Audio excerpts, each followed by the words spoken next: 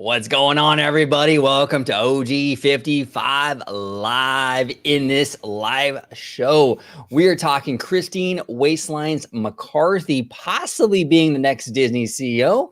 We're also going to talk about a lot of just a host of other stuff in terms of price hikes and discounts. There is a lot to discuss today on this episode of OG55 Live.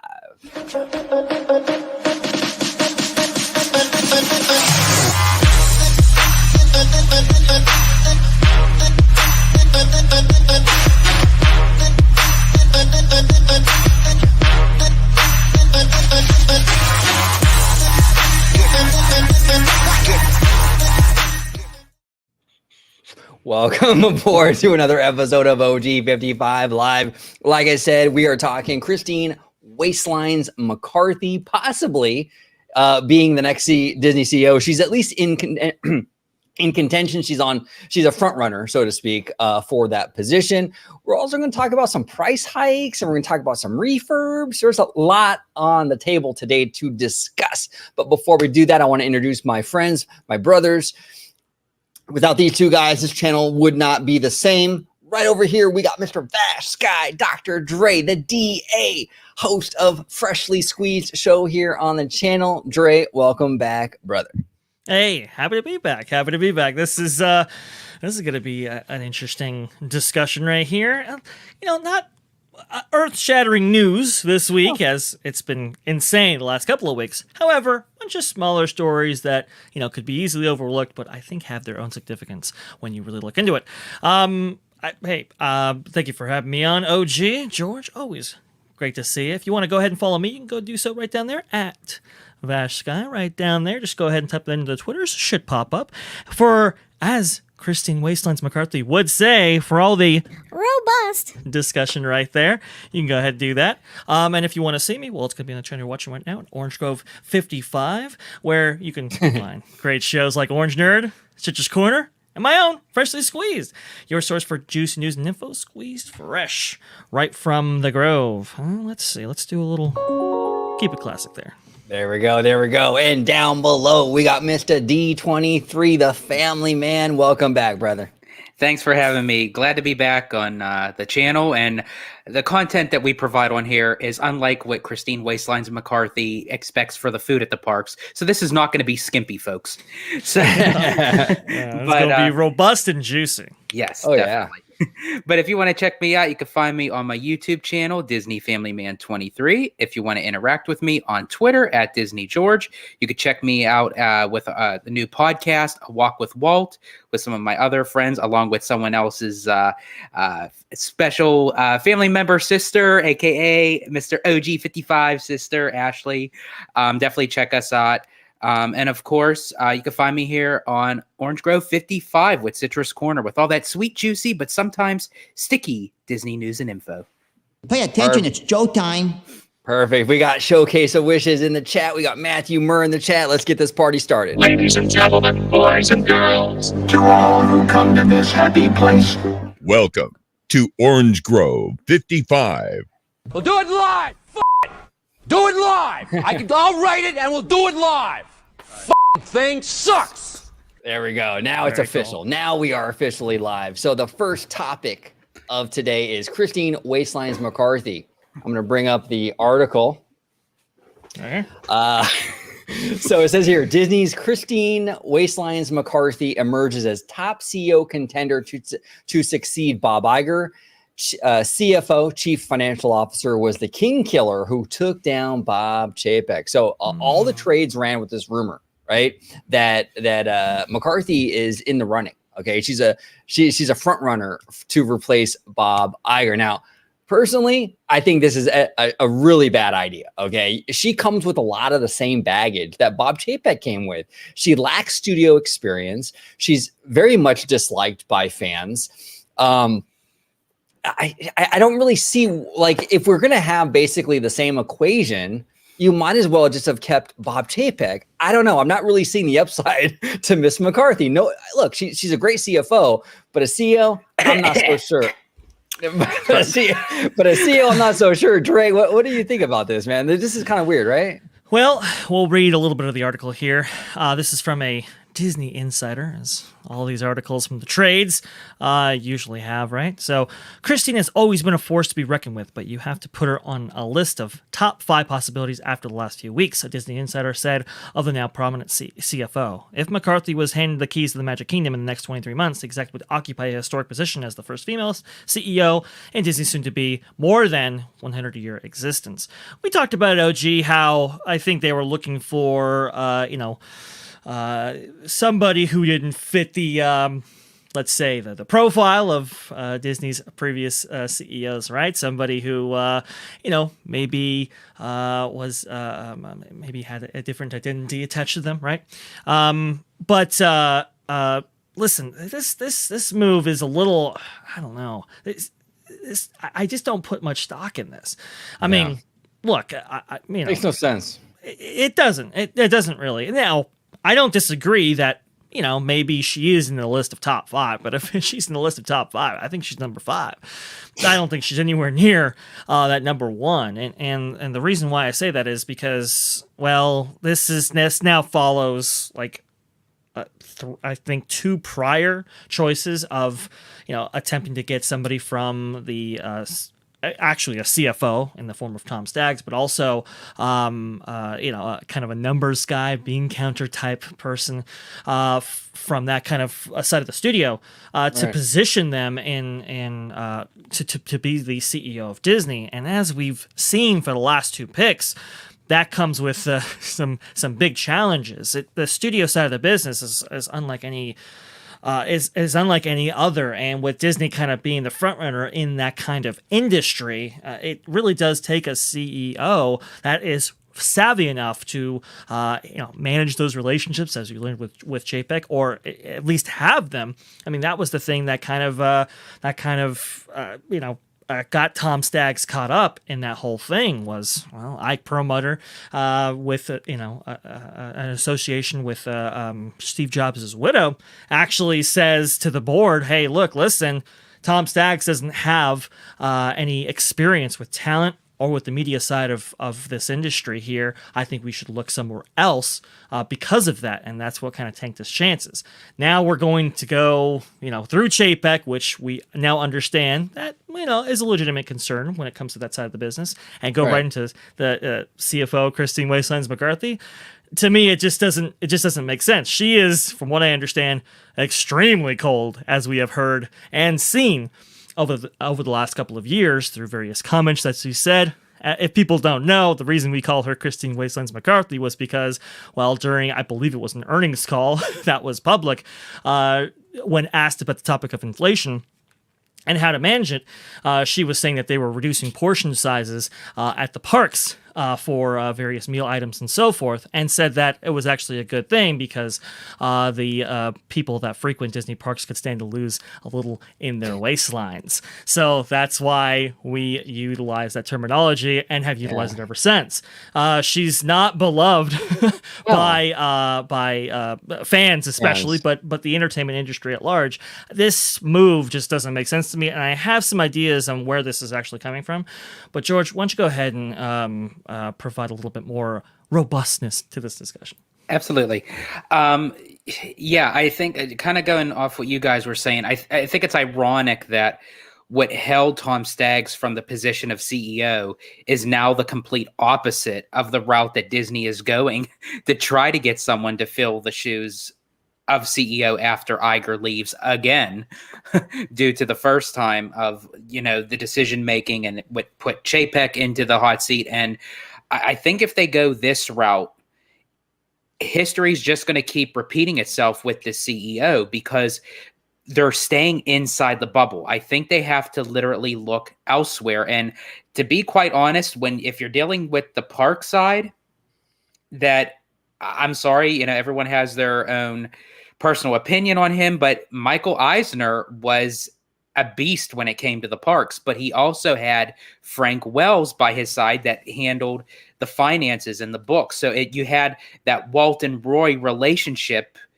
the same as Michael and Frank did. And I think, and they brought Eisner in from Paramount, Wells came from Warner Brothers, but yet they knew the business of how to run a studio like that. When you kind of Right. stay in that bubble and just say, oh, well, we're just going to pick this person for the sake that they've been with the Walt Disney Company for 25 years, that doesn't necessarily mean they have the proper qualifications to be CEO to run a company as big as Disney.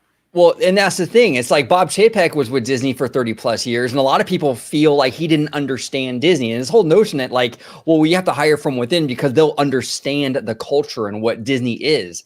Well, apparently not. A lot of people didn't feel Chapek did. He's been there for a long time, a long, long time. So, and Dre, you brought up a great point with the whole thing about talent. That was like the biggest sticking point with Bob Chapek. That got him in a lot of hot water. Like I think it was like a year and a half ago with like ScarJo and what have you. And he never really recovered fully from that.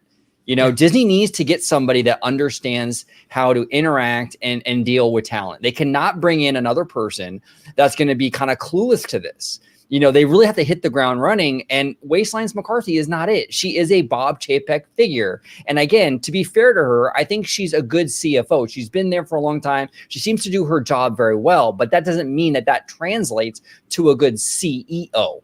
You know, you can be a good basketball player, but that doesn't mean that you're a good coach necessarily. So, yeah, I think they should definitely look elsewhere.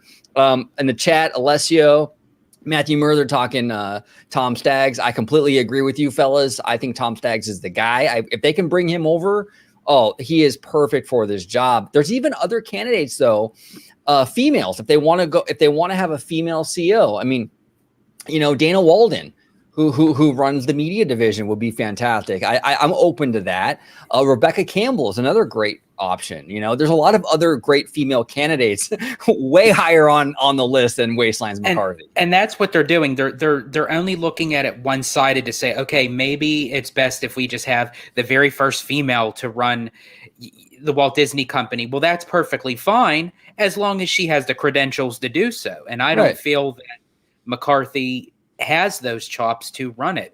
And even as I was saying, even our buddy Captain John D in the chat had mentioned, you know, Disney needs co-CEOs. And I really feel like with a big studio like Disney, because you're running so many different divisions, you have the studio, you have the parks, you have the streaming, you have all these connected within the core of the studio, that I really feel like you really can't have just one person running the whole thing, because their strengths are going to be the opposite of their weakness.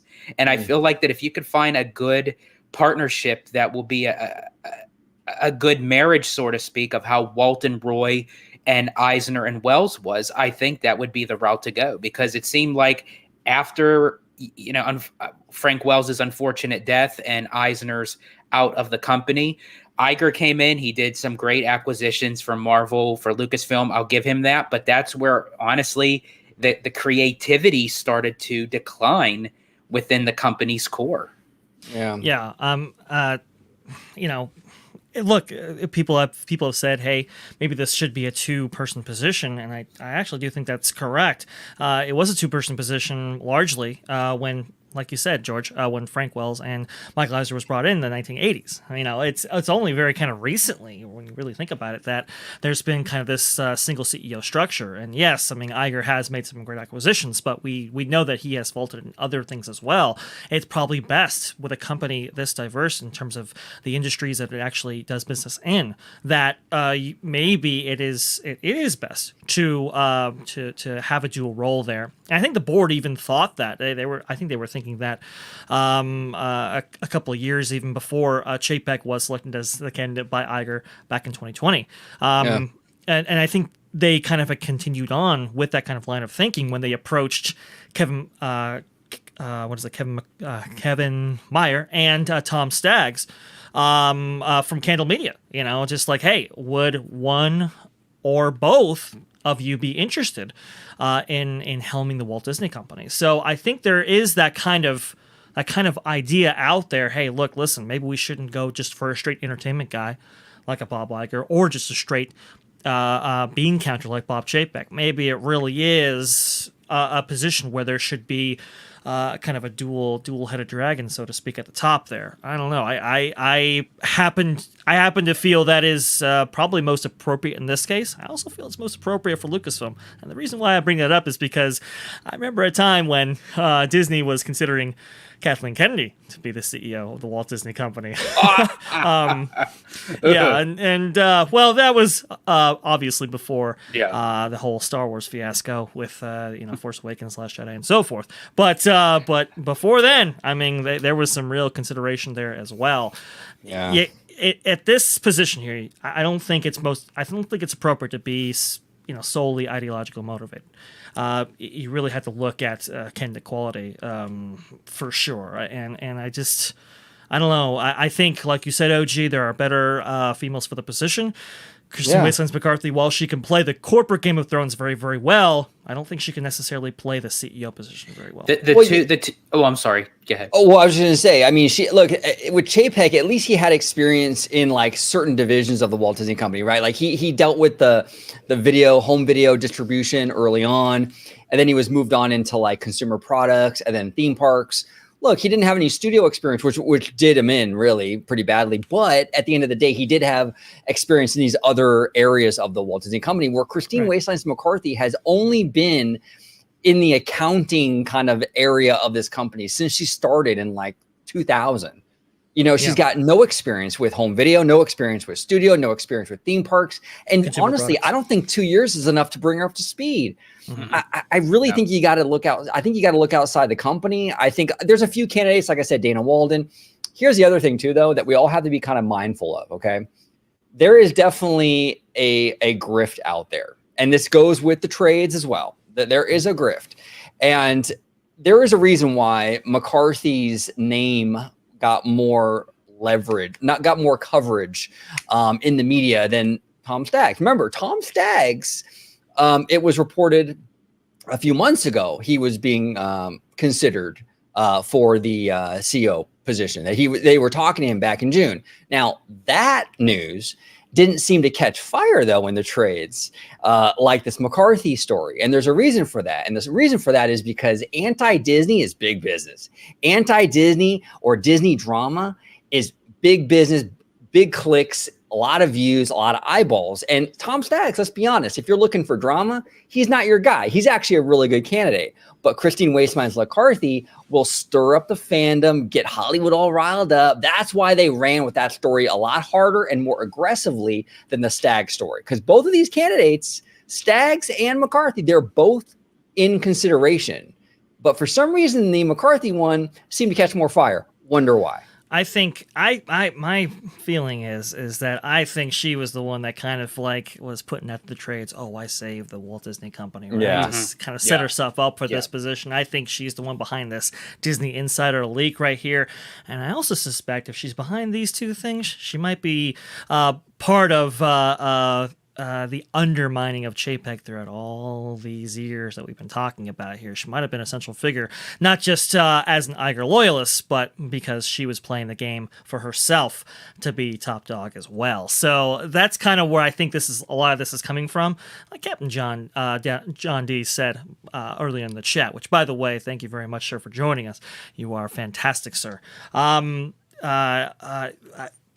I don't think it's likely that she's going to be selected for the CEO position, because I do think these stories are being fielded by people with a little bit of bias, a little bit of motivation, a little bit of an agenda. Tanuki91 earlier in the chat said it's very rare for a CFO to actually be made the CEO, and I think that is correct if you look at the kind of the history, especially of entertainment companies in general. I will say I think Bob Iger actually knew that, and that's why he kind of had Jay Rasulo, Tom Staggs switch roles famously from the CFO position to the Parks and Resorts position, because I think he did want to kind of set him up and kind of get him immersed into the more creative space, because I think he was really the front-runner candidate for Bob Iger back in the day. And now that he's actually had Candle Media, he even has more experience in that field. Again, I think he is the selection right there for sure. No, 100%. And here's the other thing too, is like, when as fans, right, we all care deeply about the Walt Disney Company, but we also have to temper like our emotions a little bit with this thing, because it's still very, very early in this process. You know, Bob Iger has only been back for 2 weeks. 2 weeks. I mean, and when he had that town hall at the studio, he didn't even know if the reservation system was going to stick around. So do you think he really has any idea as to a successor in 2 weeks? So just because her name is out there doesn't mean it's like she's like, oh man, it's hers to lose. Not necessarily at all. So no. I look for big moves here. You know, I mean, studying the history of Bob Iger, obviously looking for potential CEO candidates, he will usually move somebody into these spaces, right? Bob Chapek went from consumer products to Disney Parks and Resorts. He then merged the divisions together, and now it's Parks, Experiences, and Products, and then he was made CEO, right? Tom Staggs, obviously, we talked about that, switched sides with Jay Rasulo starting in 2010, I believe.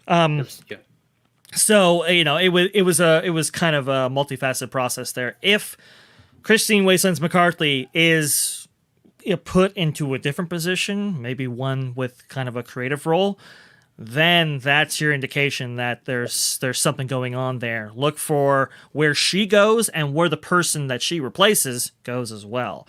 That'll 100%. kind of give you an indication on how that whole thing is going. And really, we'll have to see how she thrives in that role if, in fact, it happens that way. yeah. Now I do want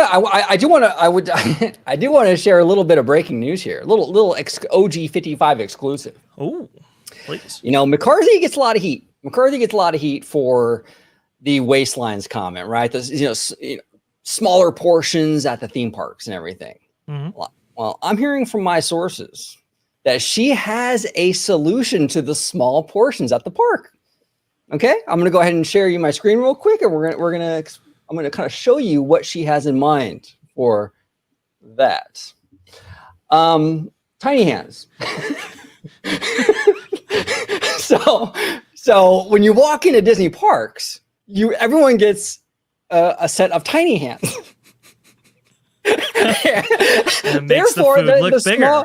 The smaller Perfect. portions look really big. So hey, look, McCarthy gets a lot of shit, right? This is very creative, very innovative. I gotta give her credit. Great out of the box thinking from Christine Wasteland's Tiny Hands McCarthy. This is fantastic. So yeah, she brilliant solution to the small portions at Disney parks. Wastelands McCarthy. Hey, look, you know what? I don't think that you're up for the task to be CEO, but this is something. This is something.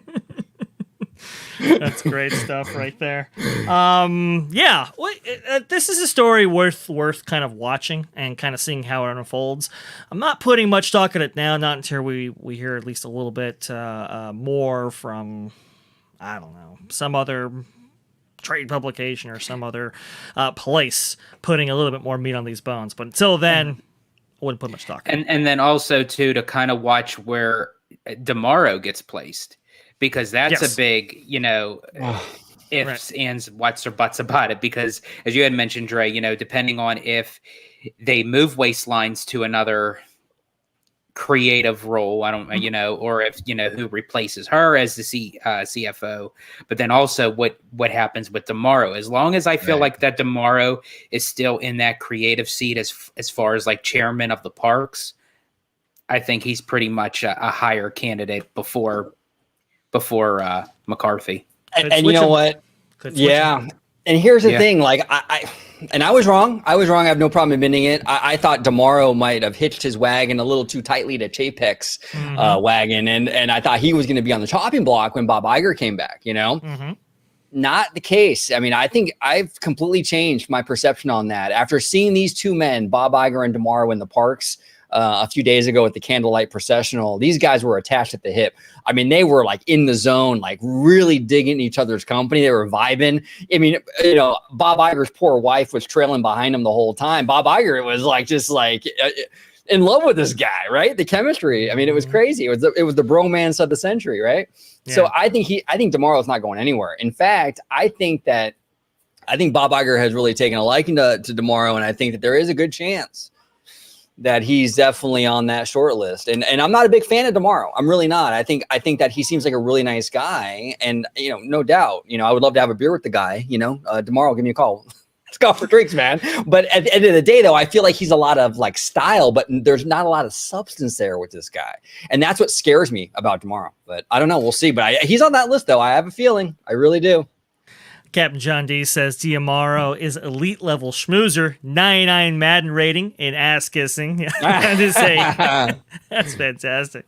Yes, that is absolutely appropriate. I mean, he definitely knows how to, I don't know, get people. He knows how to work a crowd. That's Yeah. it. He knows how to work a crowd, and that's where he and Iger kind of share that similarities. Right. You know, they have that face, that portrait picture perfect-esque type of thing. You know, give the people what they want, so to speak. Like more accurately, even going a step further, I think he knows how to appeal to the person he's in front of, right? And I think that's why he's been shifty enough in order to not follow the good graces of either Chapek or Diamaro. And Christine McCarthy speaks of him highly. Just saying. But I think Josh Diamaro is already kind of making moves with this new association with Bob Iger right here. As we saw, well, it's that time of year again. Price increases at Walt Disney World. This comes to us via Walt Disney World News Today. It's interesting because I heard from Bob Iger that he was a little bit upset about the aggressive price increases for the parks under the Chapek era. Well, now he has one of his own. We now have increases in base tickets, park hoppers, multi-day tickets, and so forth. I did the math on a few of these, and on the low end, they range anywhere between like a 2% average increase. But on the high end, it's as much as 9% on some of these right here. So a little bit outpacing the rate of inflation as well there. This is pretty interesting. And this comes off the heels, obviously, on this kind of new park-specific pricing, right? With obviously a price increase, right? And on the flip side, though, it's really interesting because now we're getting the news of a series of bonus reservations for annual pass holders at Walt Disney World. So for all four parks. For all four parks. So this is really kind of fascinating here, for sure. George, because you are our resident Walt Disney World expert right here, I wanted to go ahead and just kind of field all of these to you because they just broke within the last a day or so, all at the same time. What do you thinking about this? Here's my thing, and I'm not backing up Iger whatsoever until I actually see him in the hot seat again, making moves and making changes and everything. As far as with the ticket increase goes, I don't know if it was really necessarily enough time by the time Iger got placed in this position that this notion was already being considered taking forward. So I'm not going to put all that on Iger just, for the day after, today, as I was saying, for the ticket prices to go up, just to place it on him. However, I am curious to see what he's going to do about it. Now, obviously, with the ticket price going up, he's not going to reduce it back down, but I wonder if this will be kind of level-headed in kind of staying this route for a while. And I think he's making kind of behind-the-scenes moves with these notions with the extra park reservations because for the annual pass holders, because so far we've never seen this many reservations open up for all four parks just within a one-day period. So that kind of tells me that he's making moves with this park reservation system. And I think if there's anything that he would change, it wouldn't be for the prices. It would be to remove the park reservations. And I think that if he was to make a big move like that, I think it would kind of freeze the notion of people getting upset with the price hike, because as long as we're able to get what we're paying for, I think really that's at the end of the day what fans want. We want to be able to just go into the park when we want to at any given time, and also change the notion with the park hopping. Don't wait till 2 p.m. if you want to go to another park. Have it where, you can, at a certain point of time, maybe at 10 or 11 a.m., you can park hop, or something around that nature. I think that if Iger was to make big moves like that, I really think that the price hike would kind of level out of what you're getting for that premium price. I think here's the thing, and this is to be fair to Bob Iger, to be honest. The comment he made, like, I think that the price increases were, too much or something to that effect, right? That was made several weeks ago when he kind of, not several weeks ago, but like right after he got in there, right? But since then he's had more time to talk to Daddy Josh, and I think it's easy to sort of like say stuff like that without seeing the internal numbers, right? And kind of like, it's too high. I think that he might have said that, and then once he got in there and dug in with Daddy Josh, maybe look, Disney's in a really financial precarious position right now. And maybe once he dug a little deeper, Princess and the Frog, maybe once he dug a little deeper, hey, look, maybe something like this is necessary. You know what I'm saying? It's a little hard from the outside looking in to go, I'm just being greedy. Sometimes these things are a necessity. And we also don't know what's going to be coming up down, in the weeks and months to come. There might be something else that they're taking away that's gonna cost them revenue, and this hike is something that's gonna it was kind of a way to offset that. So we just don't really know. Do I want to pay more? Hell no. Price hikes are never fun. I'm just trying to be a little fair here because sometimes we just don't know the ins and outs and the internals of the situation, and it is easy just to be like, yeah, just have it cheap, just have it cheaper, and sometimes as a business, it doesn't always work like that, And as I said, I don't really mind paying the extra. I mean, no one likes to pay more than, when it originally started, but I don't have a problem with paying that extra premium price as long as I'm getting what I'm paying for. And I think honestly, by starting with that notion with the park reservations, the park hopping, Genie Plus is here to stay. It's making them money. Why would you take something away when the system is already so used to getting that revenue off of people? But yeah, the park reservations and the park hopping, I think that would kind of lessen the sting off of the price hike. And I think that's the route to go. And maybe it'll just kind of even out, because the Walt Disney Company is not just the only company that's doing the price hikes right now. It's coming from a lot of places. So I think, I think that will balance out in time. But as I said, that park reservation system is like it's like a nagging cousin that they come over for the day and you just want them to go away, after a day. You're here for the day, that's fine, but then go home. But I think if we stick to this route, I think we're almost there. Yeah. No, I think the reservation system is on its way out. I really do. I can't imagine it's sticking around. We'll see. We'll see. They're going to phase it out eventually, but you are on mute, my friend. Wicked Virtue. Hey, you're in. Wicked Virtue. Awesome. That's fantastic. Yes. Sorry. Yes. My bad. I do apologize. I was trying to keep the dulcet tones of my breathing out. I don't disagree with you, George. I do think, this there's a lot to kind of unpack with this one. You're right. Iger just kind of came in. This could have been part of the plan already. Or you're right, OG. These decisions could have been made when looking at the financials directly rather than speaking on the outside looking in. That being said, though, it is interesting how these price increases come out. Not much of a peep from Diz Twitter. They're all pretty quiet, interestingly enough. Now, I thought I had heard it was Bob Chapek who was pushing for these price increases, and he was making these kind of moves. And then when it happens under Bob Iger's watch, well, nothing. Maybe it says something more about Josh Giamaro and how the fans perceive all these things rather than the actual facts and matters, the actual facts and so forth. So that's kind of an interesting thing. When it comes to these bonus reservations, however, it's interesting.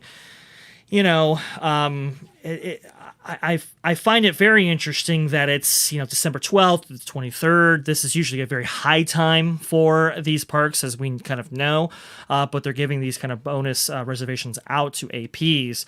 That tells me maybe demand, and we've seen indicators of this. Maybe it's not as high as it has been in previous winter seasons right here.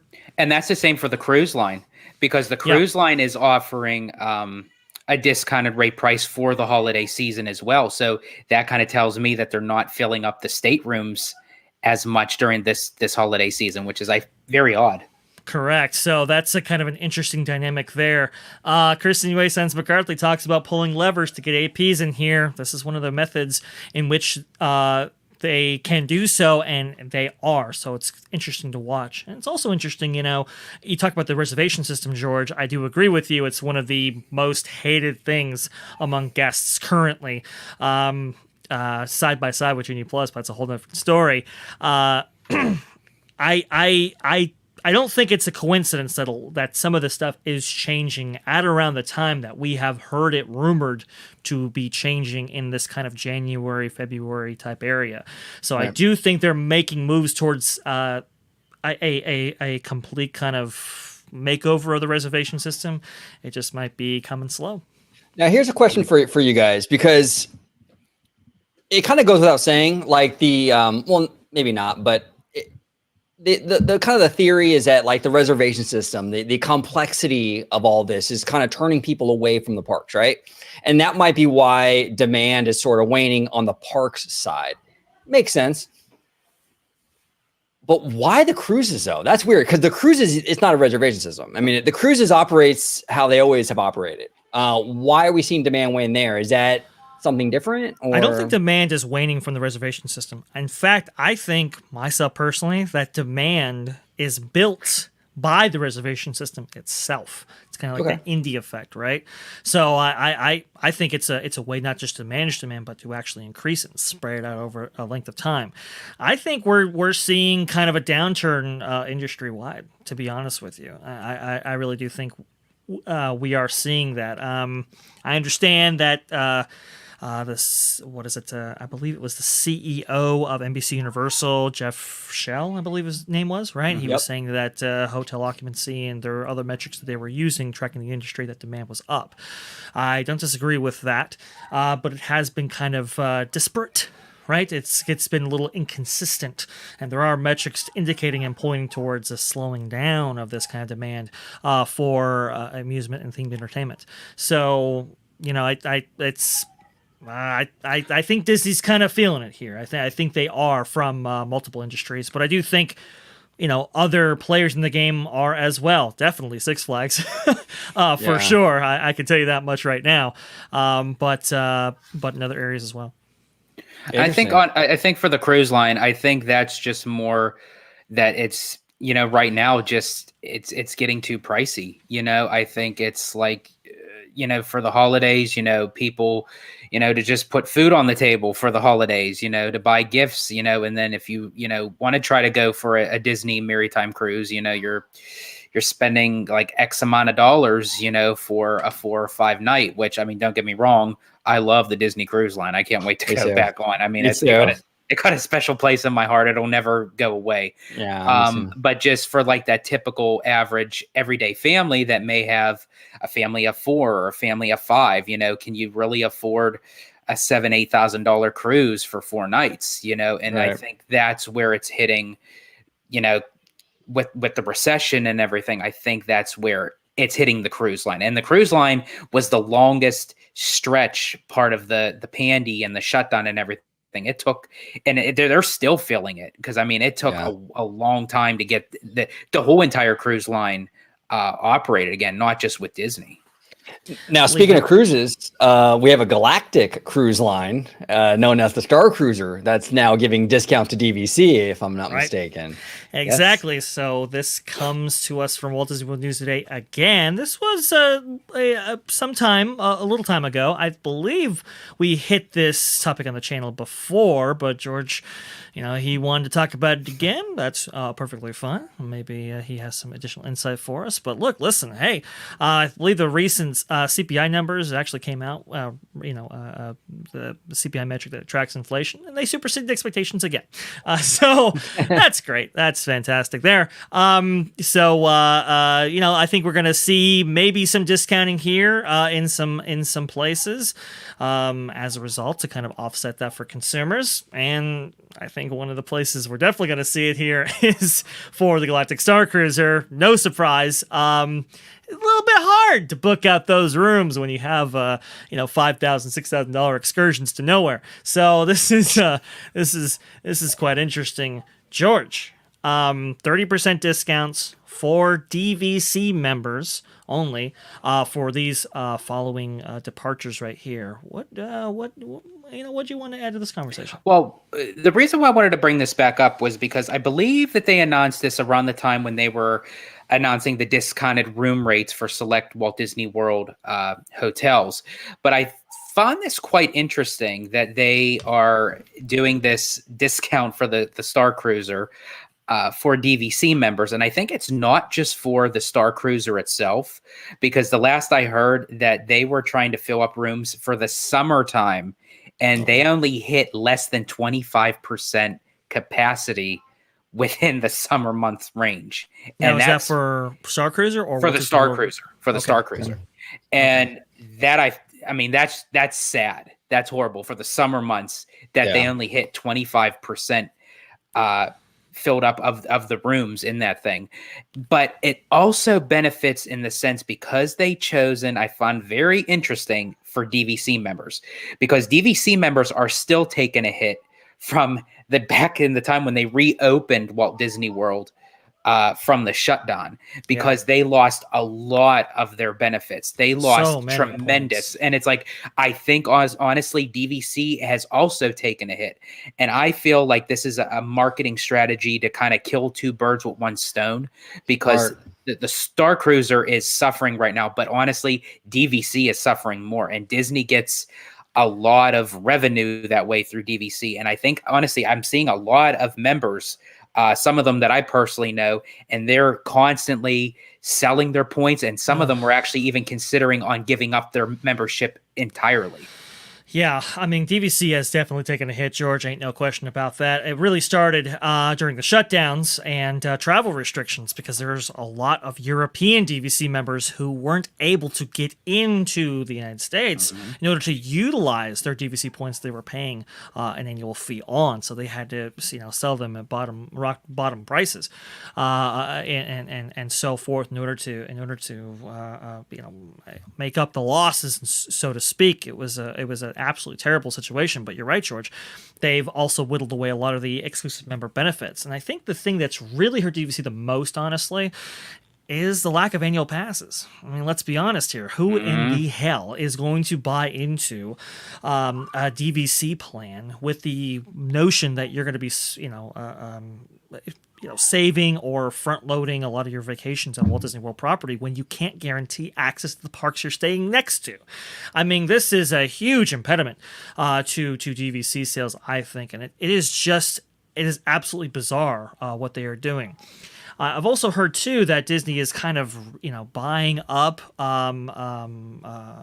DVC membership plans from around the kind of area, or from around the community. It really kind of speaks to what is maybe going on here. We have a great user on Twitter by the name of Disney Glimpses who knows a lot about this, and he was even kind of looking into it and saying, yeah, there's something going on here for sure. This is not a as robust or healthy of a segment as it had been in previous years. It really boggles my mind though with DVC and the whole annual pass thing, right? Because I don't know. How many DVC members are there realistically, right? I can't imagine it being like this huge amount of people. Why doesn't Disney give, like, when you buy into a DVC, why don't they connect that to your annual pass where, if you have DVC that you don't have to do the reservation system. Like, why don't you incentivize? Well, to answer your first question, OG, honestly, you'd be surprised how many DVC members there are. Really? I think honestly, it's a big percentage of what makes for Walt Disney World, and that's why Disney constantly, especially in Florida, they just keep on making more DVC resorts because they know that's where the cash grab is. Because now that's probably maybe what kind of put it to a halt, because I really don't see people buying more into DVC at the moment. They're trying to get rid of it. Right. And I think it's kind of funny that you mentioned the annual passes, Dre, because as of right now, they're actually having a special right now for Florida residents, 40% off of a 4-day ticket. Now, why would they have that if they were consistently thinking about bringing back the annual passes? They still might in the future, and I think that would kind of help even Iger along, that if he was to remove the park reservation system to bring back the annual passes. But I don't think they're there yet with the annual passes. I think they have a lot to kind of flesh out, but to have a 40% off of a 4-day ticket for Florida residents, that kind of says a lot of what direction they're going right now as far as bringing back the annual passes. And these ships, I mean, this stuff is not like on a dime. Like this is a big, massive company, and these decisions are not something that you can just like a light switch on and off. Switch. Like, yeah, it's going to take a slow roll and a slow kind of transition to get out of this stuff. It took a while to get into it, you know. So, but go ahead, Dre. I do apologize, my friend. Looked up some information on this. According to some information as recently as 2021, there were at least 250,000 DVC members. Wow. On the program right there. Of course, it's split up between a lot of resorts and so forth. Yeah, but there's definitely a lack of inventory. And especially during the cruise line time period, because George, I think you'll kind of remember and you'll agree with me on this. When cruise line was offline, that was a points dump for a lot of people. Well, unfortunately, they weren't able to dump those points, and so that put more emphasis on the actual resort hotels, which had limited inventory to begin with. This one of the reasons why we've seen so many DVC resorts actually built on Walt Disney World property is because every single time they build a new DVC property, they have that many new members buy into that actual property. So it's almost like a Ponzi scheme, right? You got to keep making DVC resort hotels in order to kind of increase memberships that way. Because there hasn't been a new DVC resort actually opening, that's also contributing to the decline, I think, in DVC sales for the last couple of years. I mean, it's like you said, OG, it's not a light switch. You can't just whip it on and off. There are consequences. Because the recent DVC that was supposed to go in Walt Disney World was Reflections. The Lakeside Lodge. Yep. So they laid all the land out for that. I mean, that was rare and ready to go. They did. Sort of like it was like they had the groundwork ready. And was there any word on why they canceled that? Like, I think the suspicion is that they found that the site was unsuitable again. Yeah, I think that was the allegation that I heard. But because I mean it was going forward. I mean they had already permitted it. You know, made orders for construction, the construction of materials and so forth. I mean it was going in. There were construction workers on site, and then it just all stopped. And I don't think it was pandemic related. I do think it was a little bit more than that. Now, do you think that? Now, I'm just throwing it out there, but like we've seen quite a few. We're seeing a little bit of a trend, not a big trend, but a little bit of a trend with cancellations of big projects in Florida. Lake Nona is really on the ice.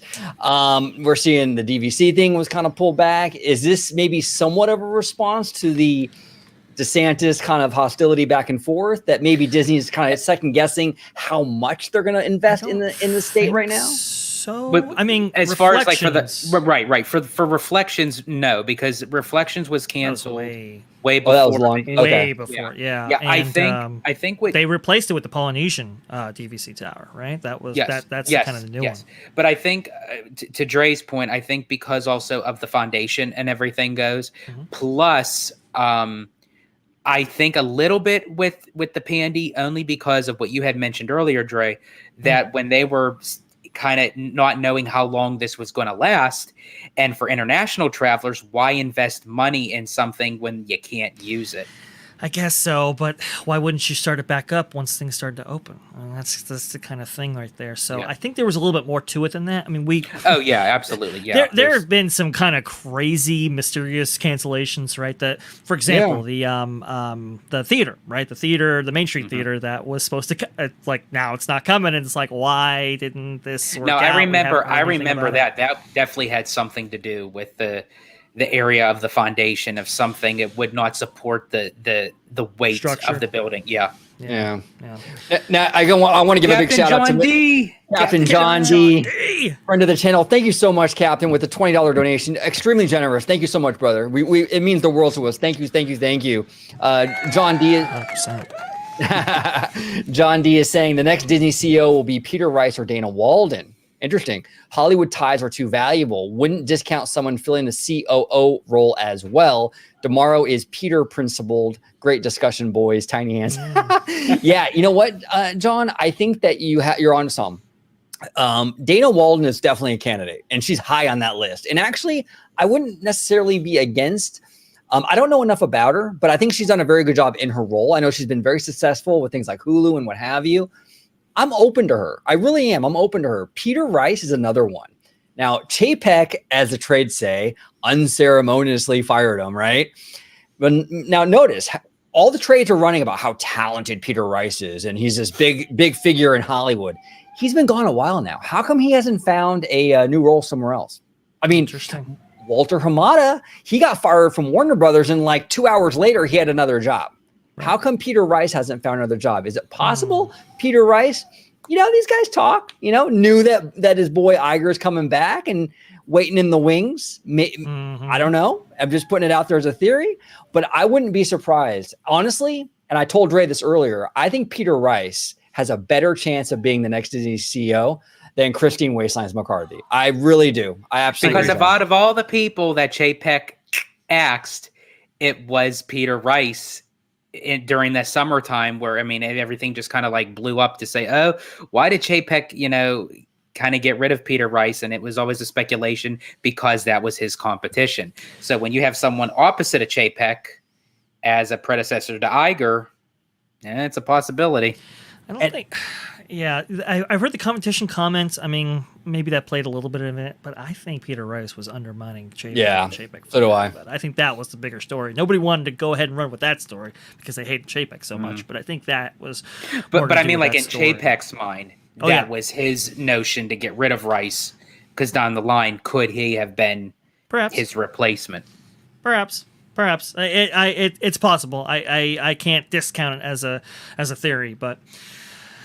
Oh man, there's interesting things going on in this corporate Game of Thrones for sure, right? And from what I understand, the way that Peter Rice was actually fired was one of the reasons why Chapek still wasn't given the ability to send in a memo or an email or something thanking the Walt Disney Company for his time at the top right there. Nothing. We have not heard from Bob Chapek for 3 weeks and counting. It is really, really weird how that whole thing transpired. Still trying to get to the bottom of it. But we talked about. Yeah. Now, Dre, you and I talked on the phone about that. Now that was in his clause, Chapek's clause that because that was updated when he got renewed for the supposedly 3 more years as CEO. Sure. That it was in his clause that he was not to talk about anything in the unlikely event at the time. I'm sure there was an NDA attached to his golden parachute. Let's say, George, you're exactly right. That there's probably severe limitations of what he can actually speak about, but to not give any interviews at all. Mm-hmm. That's really weird. I would have thought that at least he would have made, some kind of media circuit or something regarding this, and nothing. That is really, really strange. That NDA might be ironclad or something. That might be at the advice of his counsel. That might be. His lawyer might say, "Hey, look, you know what? Don't get out." Especially a guy like Chapek. Let's be honest. He's gaffred. Look what happens when he opens his mouth. It may just say it's in the best interest of you, to not get in any other legal battles, to just kind of just walk away. Right. You put him on Good Morning America, and all it takes is one slip, and you go in the wrong direction, and you're done. So if I was Chapek and I signed that, I wouldn't do any interviews either. Honestly, I wouldn't. It's weird though, because. The trades have been very disparaging, and there is definitely a narrative out there that Chapek is the reason why these things have failed and so forth. And we know that's not true, but that's kind of that's kind of how it's being marketed. Let's say It's kind of weird how you don't hear anything, like nothing. I understand that, obviously it's probably within his best interest, right, to not risk that $50 million golden parachute that he has, or whatever the figure actually is. I heard it's 43 million, something like that. I don't know, whatever, about 50 million, right? And maybe that's the case, but it's not even an email, not even a memo, not even a thank you note. Pretty bizarre. Nothing. Captain John D here says, usually when no comments are made after a high-profile firing/release, there are legal proceedings that follow, although the severance could be ironclad. Interesting. We'll watch those legal proceedings for sure. We did hear from a good source that we have on the inside of Disney, working there for quite a while there, that they were saying that the company has kind of looked at or kind of considered candidates for the CEO position that were kind of studio focused historically, right? And that Chapek was kind of an oddball move right there. I do think because that lesson has been, let's say, reinforced over the last couple of years, that they would go towards somebody like a Dana Walden or somebody like that. I'm still bullish on that. But go ahead, George. Sorry. Go ahead, George. Oh no, I was just gonna say what you were gonna say, Drake. I think that if they were gonna lean more towards like a female type of image, I think Dana would be a great candidate for that. I think so. Now, California Dreamin' says here, I like that Dana has been historically mostly politically moderate and neutral. Now, I don't know Dana on that level. I know she was really close to Peter Rice, and Peter Rice was not politically neutral. No. Here's my take on it. And I gotta be completely honest with everyone here. Like, I'm not into the Disney getting like super involved in politics. I am not into that, right? But we're kind of getting to a point now where it's like, look, Bob Iger is the CEO, right? He's not going to pick someone who's like, I don't know. I mean, he's going to pick someone who's kind of politically minded like himself. I think. I don't think we're going to get, if you're hoping the next CEO is going to be like not woke. That ship has sailed. I'm telling you, it's too big a ask.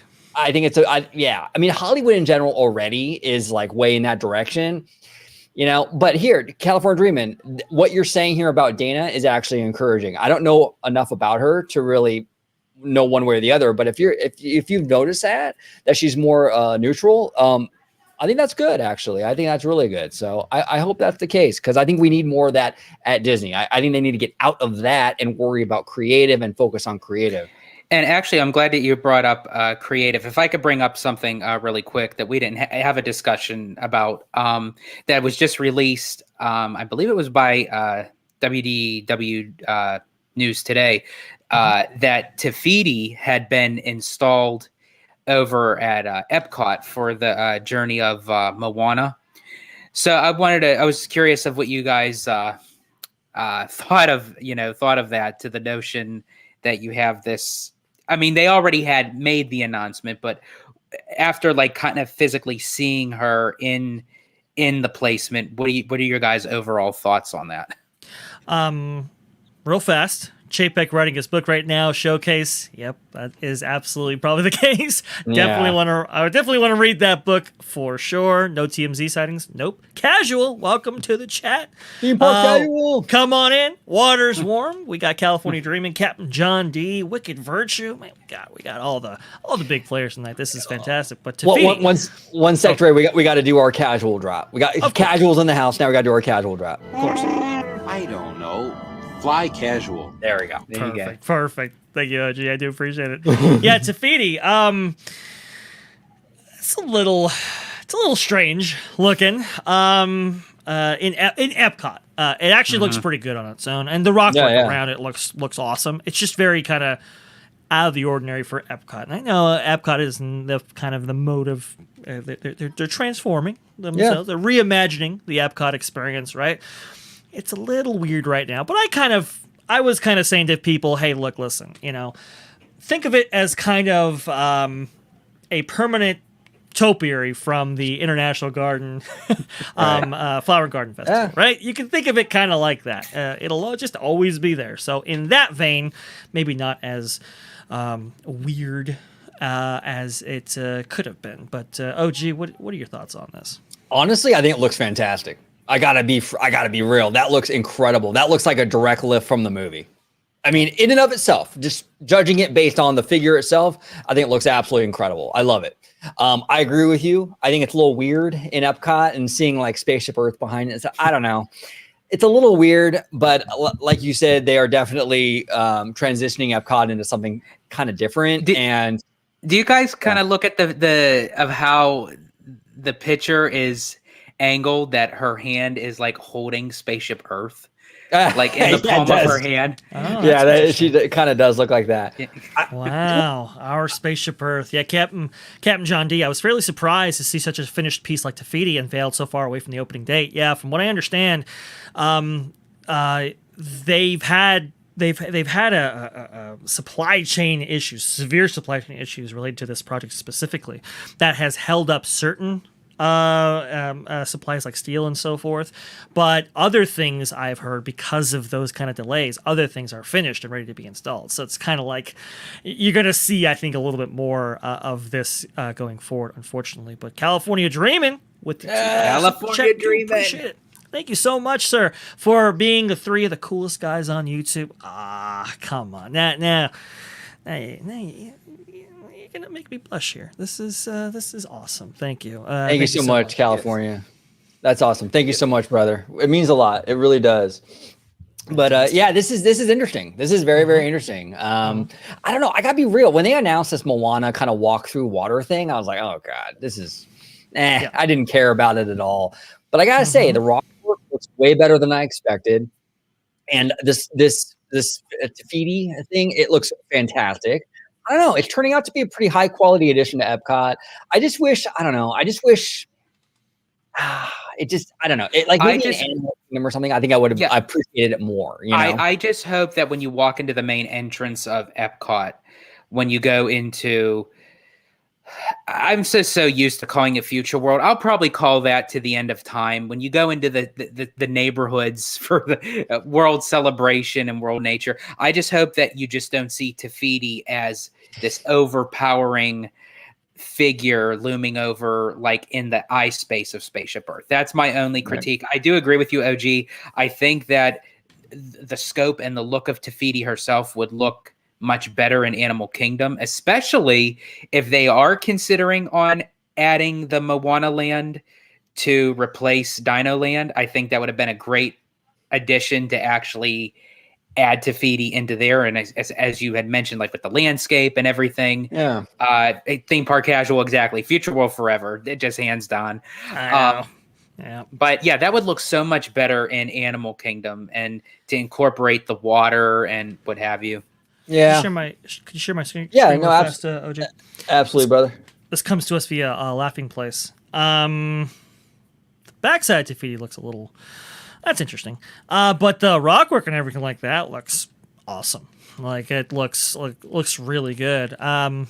See, it looks great. It looks great. It would just look much better in Animal Kingdom. I know. I don't get it. I just or don't get Adventureland or something, you know? Yeah, but that's what I don't understand. That if they are really strongly considering putting Moana in Animal Kingdom, I mean, I know that if they're heavy on IP, that they'll just throw it anywhere. But I think like this would look so great that if they were to incorporate this where Dino Land is, and that could have been added addition to.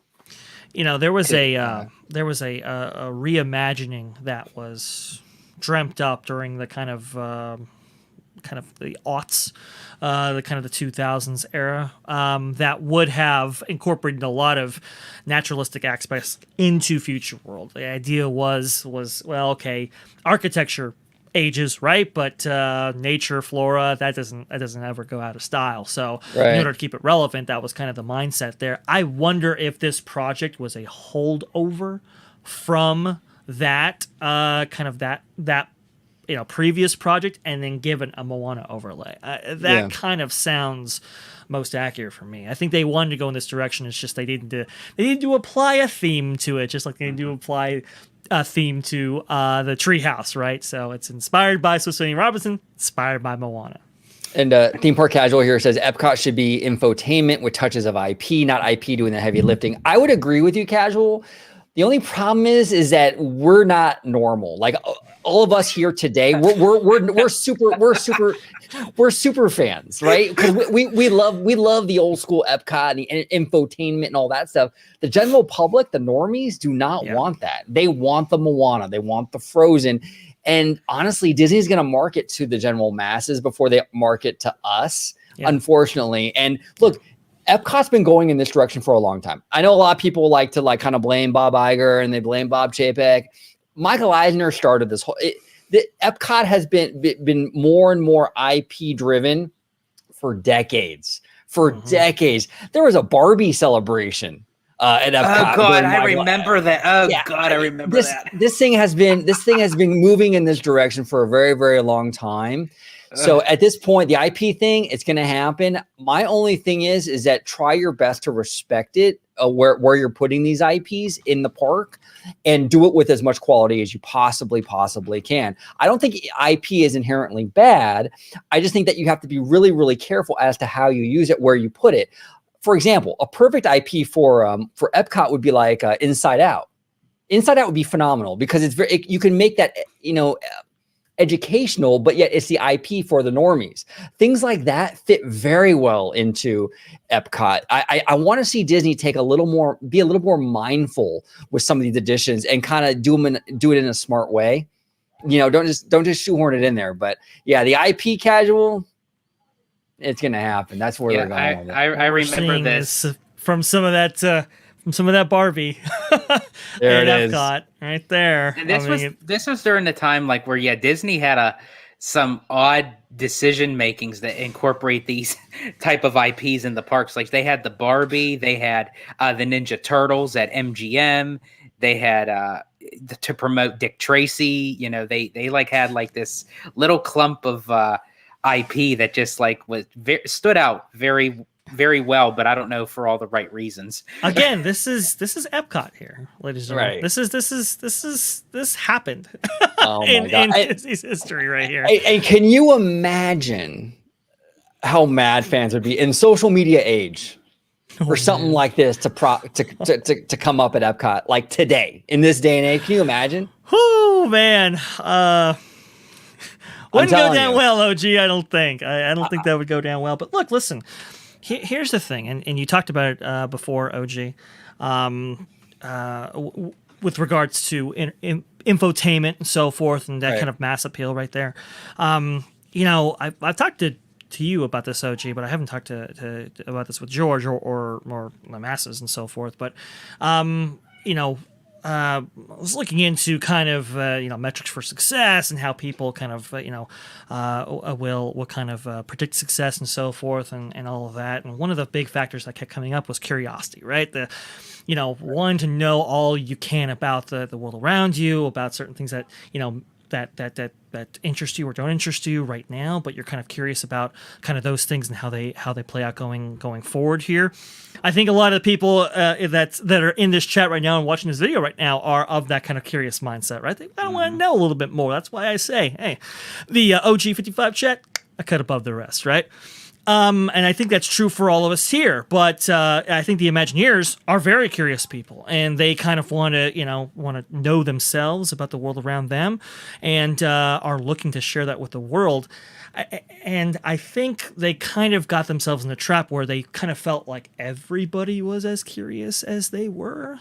Whereas that's not really the case, unfortunately. I think it definitely is kind of it takes a let's say a remarkable person to be of that ilk, and that's unfortunately I don't think that's the kind of the mass populace that visits theme parks as often as this company would like to cater to, right? So that's the kind of thing there is the mass public, the general audience, the normies, whatever you want to consider them.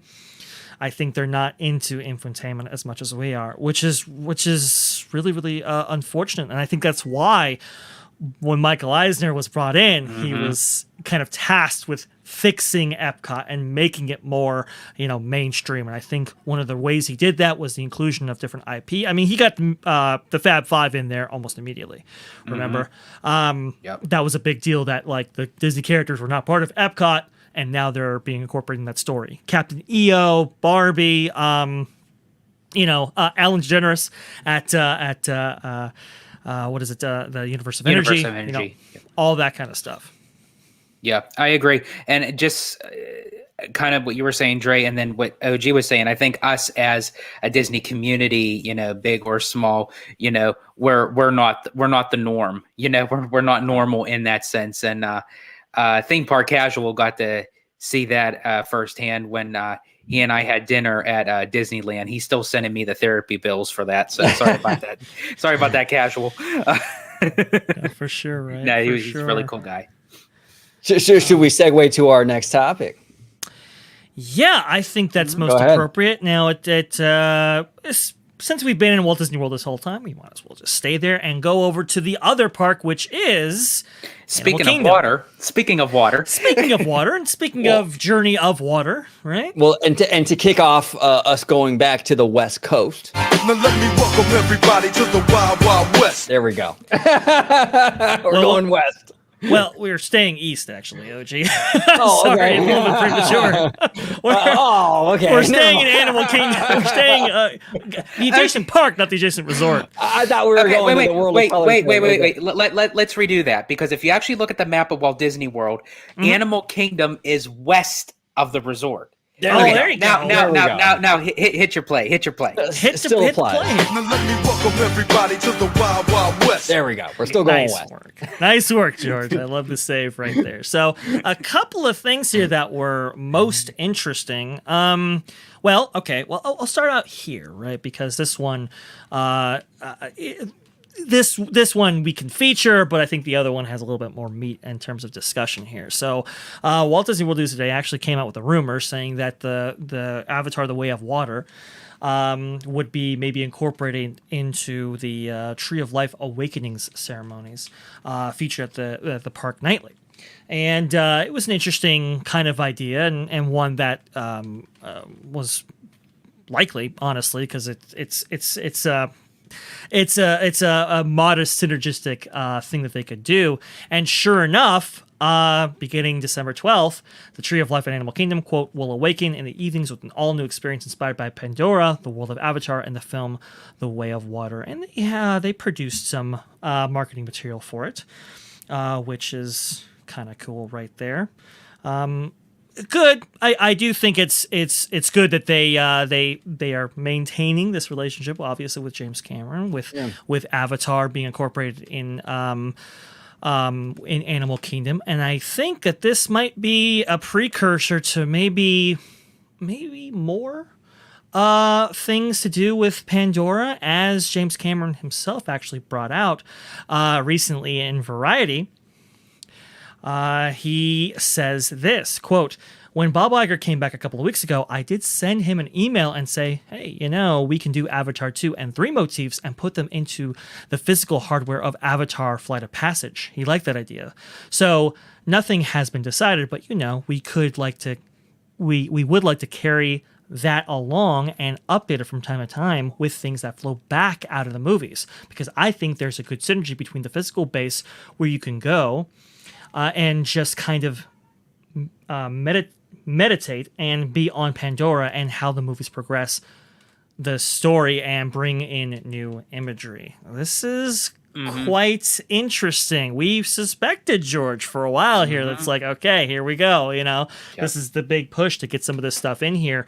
We know for a fact that Walt Disney Imagineers have been dying to get more Avatar included into Animal Kingdom, but James Cameron himself wanted to wait on it until these films were released. George, what do you have to say?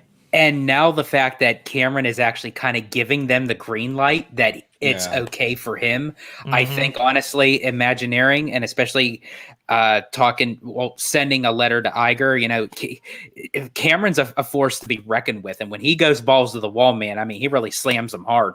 But I mean, it's like, but no, he does. No, this guy, he like Cameron, he's funny. He is absolutely funny. Like, he talks so much shit and he's confident as hell, right? Yeah. I love Cameron. I really do. I think he's a funny guy. And I think also, too, this is a great marketing tool because everyone is anticipating that this film is going to kind of blow up. Actually, my wife, who doesn't even really get into the conversation of like the behind the scenes and the strategic ways of cinema and what have you, but even she is predicting that she feels this is going to be the first $1 billion movie just in the US. Well, it's already got 12 million in pre-sales, and the movie doesn't even open for another week, I think. I mean, it's going to be a beast at the box office. I think the estimates have gone up a little bit now. On the high end, they're thinking like 190 million. Yeah. This is huge. And I think as far as the attraction goes, when you ride Flight of Passage, it has that type of ride system that you can alter very easily once you get all the cinema recording of like the images themselves. Yep. Like once that is done, it'll be so easy to kind of switch and trade things in and out depending on which movie the ride, because essentially that's smart. The ride would be promoting the movie, and if Cameron is planning on 4 or 5 more sequels, then this attraction, it would help out the parks, but it would also help out the studio. I'm surprised they didn't pull a trick off of what Lucasfilm and ILM and Disney had done with Star Tours, right? Star Tours was it marketed the film, like you said, George, when Force Awakens was in theaters, when Last Jedi was in theaters, and so forth. There was this kind of synergistic aspect where on the variations of flight footage, you could go to a place like the desert planet featured in Force Awakens. Jakku. Yeah, exactly, right. So, it's very memorable. but yeah, I mean, I'm surprised they didn't do that before. How relevant it was. Exactly. So surprised they didn't do that before, leading up to this, because I mean, yes, the imagery on the canvas that is Flight of Passage, from what I understand, is super high res, far higher resolution than Star Tours. But you can do that. I mean, you can make that switch out. And the switch for that could be for this next movie in particular, that rather ride on a Banshee, that you would be riding on, I don't know exactly what they're called. I'll find out when I see the film on December 15th. The sea creatures. The sea creatures. So it'd make you seem like you go through the journey underwater rather than in the sky. So you have the elements of air, water, all ties into Pandora. Well, if this thing does in the box office what people think it's going to do, which I think this thing is going to be a beast at the box office, I think a Pandora expansion at Animal Kingdom is definitely on the table, because I don't see how Disney. I mean, why wouldn't you? I mean, you're leaving money on the table. This thing is going to be a monster at the box office. Expand Pandora, come on, or bring Pandora to other resorts. I know there was a lot of heavy rumors that maybe they're going to bring it to Tokyo.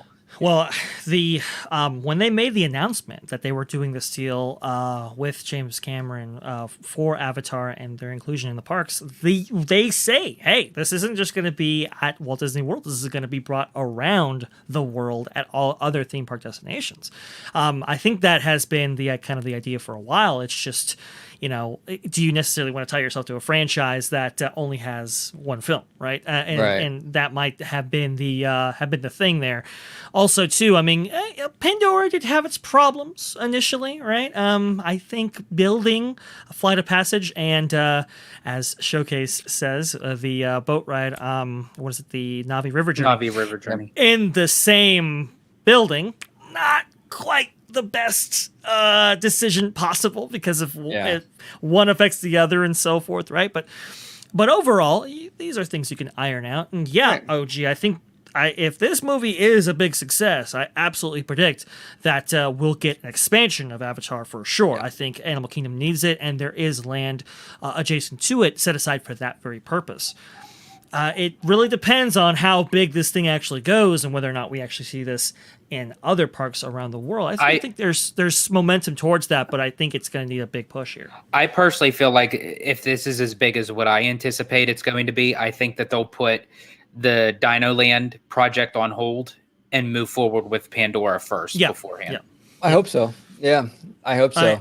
I think you're right there. I think you're right, George. I think if this movie is successful, it'll definitely shift some stuff around. Let's say, right? That's the thing. Avatar's got this what is it? The Way of Water. Yep. This has got to be. This is definitely got to be successful for the Walt Disney Company. They've had a couple of misses at the at the box office recently, right? And from what I understand, the marketing spend on this and the production is a lot of money. James Cameron's not wrong about that. Now, do I think it necessarily needs to make $2 billion or whatever just to break even? I don't think so. But it's going to need to make a lot of money. Interesting. A lot of the early reviews from critics associated with the industry, let's say, have been very, very gushing over this film. Maybe a little bit too much. It's a little bit suspicious how glowing that they are. I do think there is some other stuff going on there. But hey, look, it needs to pass that test at least in order to get it in front of the eyes of a lot of people. Well, and so that's the funny thing, because there's actually diehard Disney fans, people in the Disney community who are not a fan of the films, but they are purposely going to see the movie to purchase the ticket to kind of add on those the initial amount for opening weekend, because they want to see more Pandora in the parks. So they're actually physically spending money to buy a ticket to go see a movie that they have no faith in whatsoever, that they would like it, just so they can get it in the parks. And actually, Tom Corliss is one of them. He actually had mentioned he had purchased a ticket. He wasn't a fan of the first Avatar movie, but he's going to give it a chance. But he purposely bought the ticket just so it would help with the numbers for this film, so WDI can get the green light to expand Pandora and Animal Kingdom, because he's a huge fan of that land in Animal Kingdom. There's a lot riding on this movie, and not just for Disney. I mean, I got to be real. Like, obviously, there's a lot for Disney. It's going to justify the Fox purchase, right? They need a box office win after Strange World. But beyond that, though, the theater industry, I mean, this movie is the reason you go to the theater. If this movie can't bring people into theaters, we have to really seriously question the relevancy of the theater business. I mean, if this can't do it, what can at that point, you know? So there's a lot riding on it, a lot.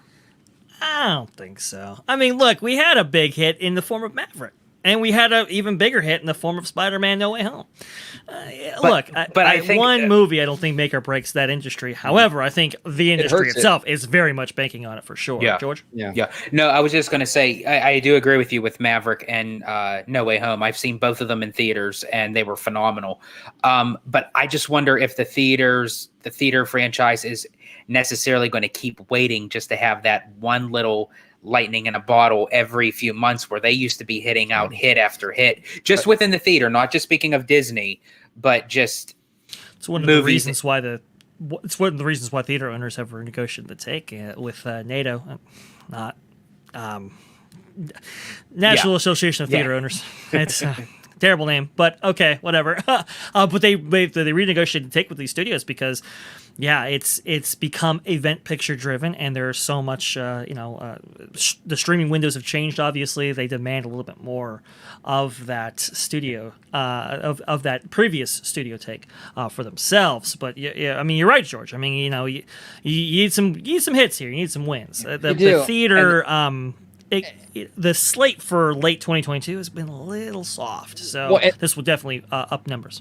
Well, and you mentioned, Ray, the kind of like the over-the-top positivity from the elites, so to speak, the insiders. I'm telling you, I think theaters are worried.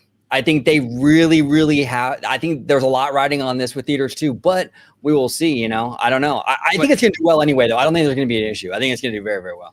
And then Captain John D says, Pandora is truly incredible. Can't wait to hear OG and Dre's reaction to being there. Well, I'm going to tell you right now, Captain John D, when I take these fellas to Walt Disney World, I'm going to do my best to document every firsthand reaction that these guys are going to end up seeing. And Pandora is one of them.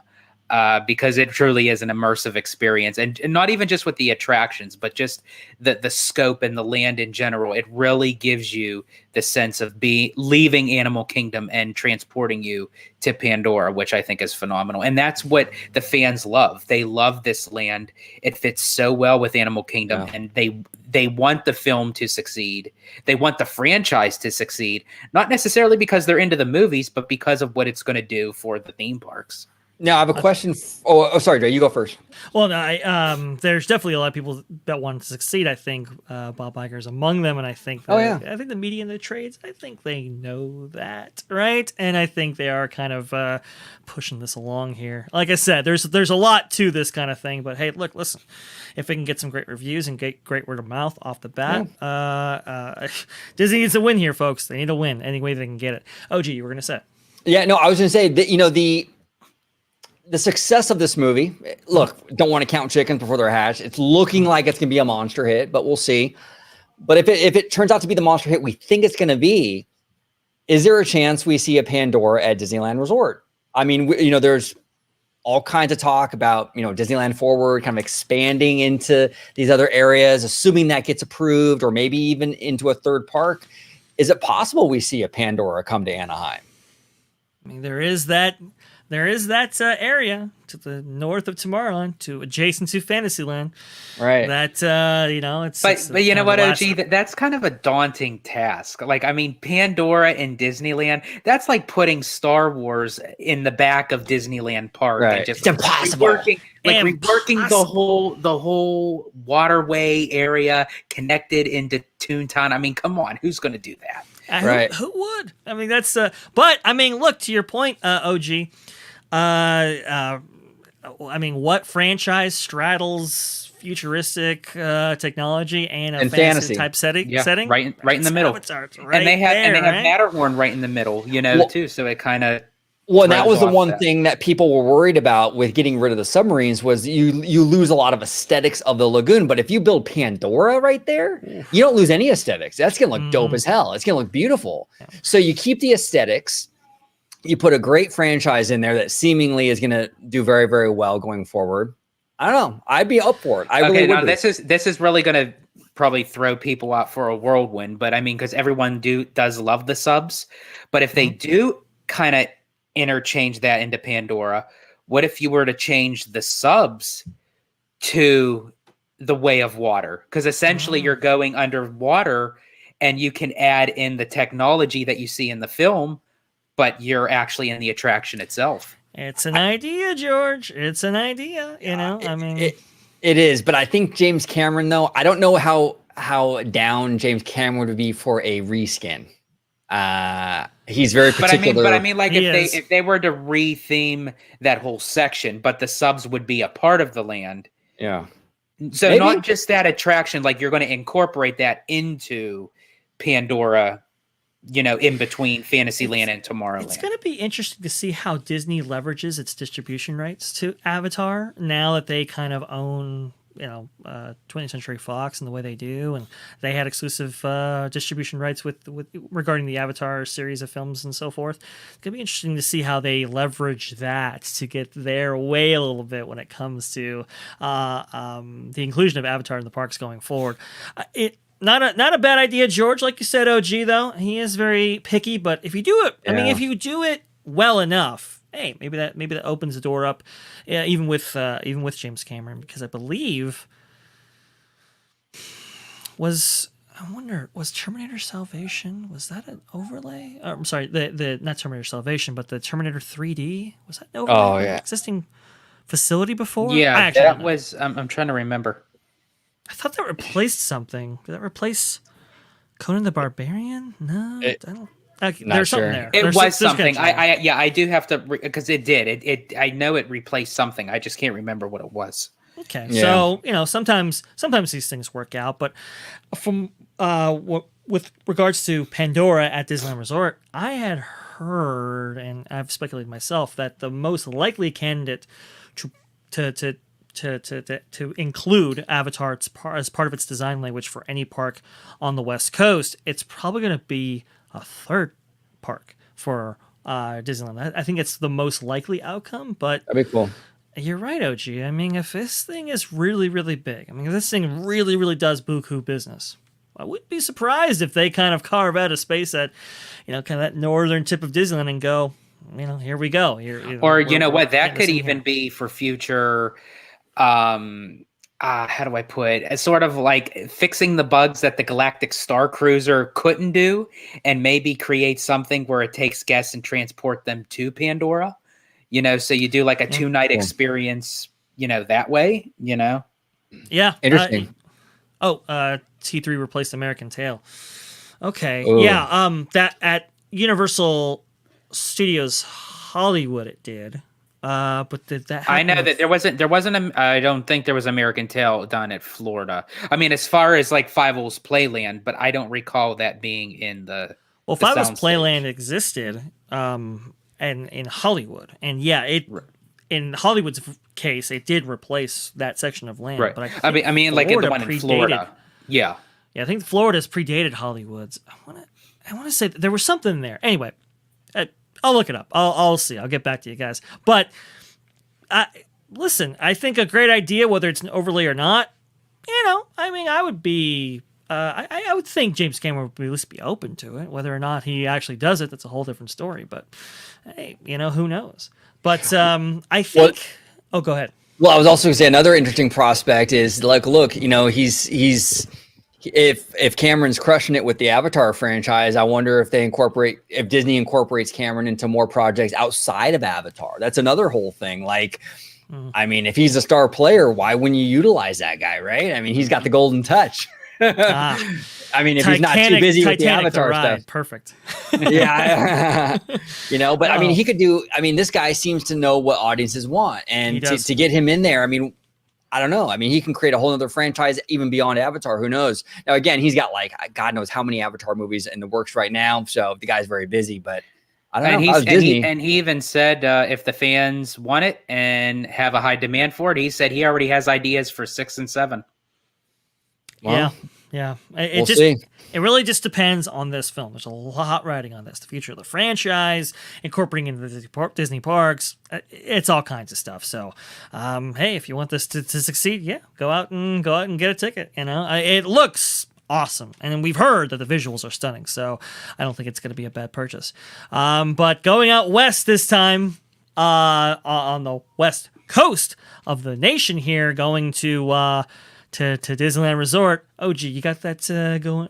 The west coast. Now let me welcome everybody to the Wild Wild There we go. West. Now we're finally west. Finally west, and smaller stories, but there's a couple of them. For one, Web Slingers. We had reported on that Web Slingers was going to go down for a period of time. I believe I was on Ethan's show as well over there at Theme Park Wizard, talking about this. Well, that's not actually happening. It's been replaced with Radiator Springs Racers, now scheduled to go down for a refurbishment in early 2023, January 16th, I believe, to be exact. Yep. In fact, it is. And we've been talking about Radiator Springs Racers on a few of these shows as one of the attractions that is in kind of desperate need for a refurbishment, not just for the actual show scenes, which as guests we kind of focus on, but also on the actual ride vehicles themselves. Apparently, there are many of them that have kind of gone over their limit in terms of an overhaul and rebuild, and they were waiting on parts. And now it looks like those parts have actually come in, and Web Slingers may have been a placeholder for one that actually occurred. OG George, what do you think about all this? While they're actually talking, I'll go ahead and play this video behind them. That way, people can get a glimpse of what's actually going on for Radiator Springs Racers. This comes to us from the Disneyland beat. It's this is a smart move. I mean, Web Slingers is a really new. It's a brand new attraction. I mean, it just opened like a year or so ago. Like I couldn't imagine. I was surprised when I even saw it on the refurb list. Like, does it need a refurb yet already? I mean, it's kind of weird. Radiator Springs Racers needs a refurb. Okay, this thing breaks down all the time. It needs a refurb. This is now a decade-old attraction. This is money better spent. Absolutely, this is where the money should go right now, is to this attraction. You can update or refurb Web Slingers down the road. It doesn't quite need it yet. It's a brand new attraction. But I don't know. What do you think, George? Yeah, I agree with you. I mean, I think if they were to choose an attraction to put money into for a done refurb, especially right after the holidays when you kind of have that peak season that there's like nothing really going on, this would be the attraction I would put my money into, because it's such a people eater. It's a very popular. A lot of people are constantly on this, and you kind of start to notice a pattern that I remember going on as the year it opened to the time now, and recently it's been down. I've been out to Disneyland twice this past year in June and September, and it's been down more times than it was running. I was actually stuck on this during a ride with me and our good friend Mindy. We were actually stuck in the car for about 45 minutes before they could have unloaded, because the whole system went down completely. Everything just went complete pitch black darkness. There's a lot of aesthetics to this that needs to be addressed for this to continue to stay a popular attraction. They've had power issues recently. They've had problems with ride vehicles, like I said, where they are not able to have as many of them on the track, and that hurts capacity, right? Especially this is a premier attraction for not just DCA, which is the most popular attraction at that park by far, but also for the Disneyland Resort in general. This is one that people book vacation packages for. Disney obviously knows that because, well, hey, it's one of the individual Lightning Lane attractions. So, they obviously know its value, but this has been really, really hurt, not just from kind of the reduced maintenance that we've been seeing resort wide, but from supply chain issues especially.